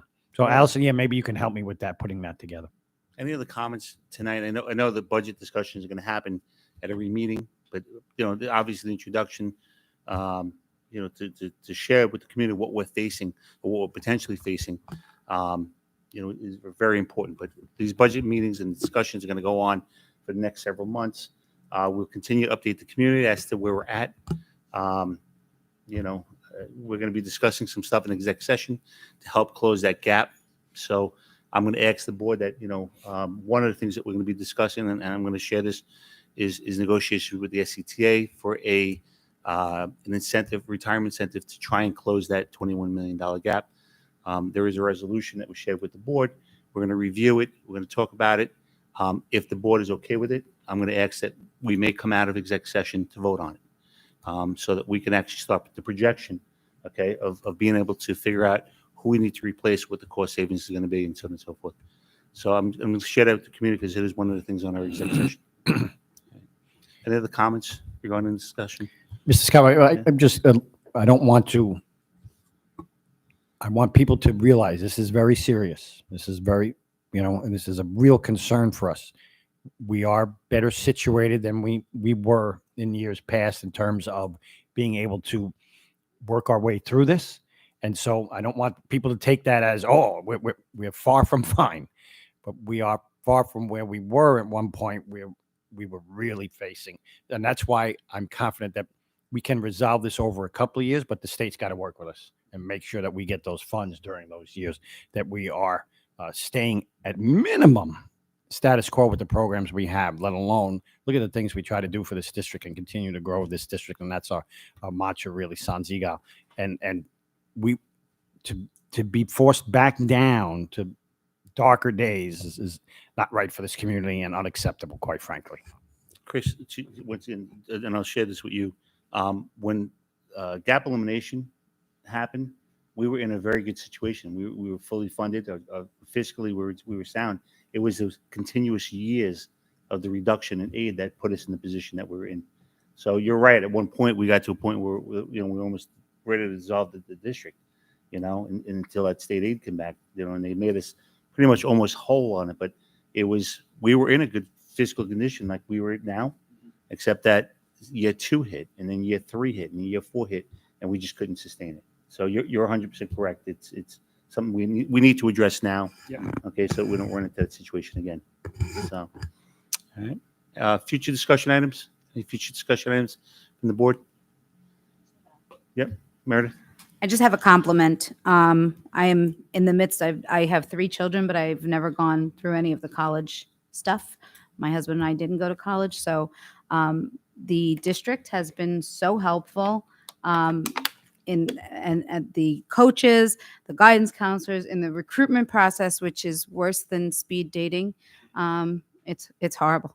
And like college, when you haven't been down that road and the FAFSA paperwork and all that.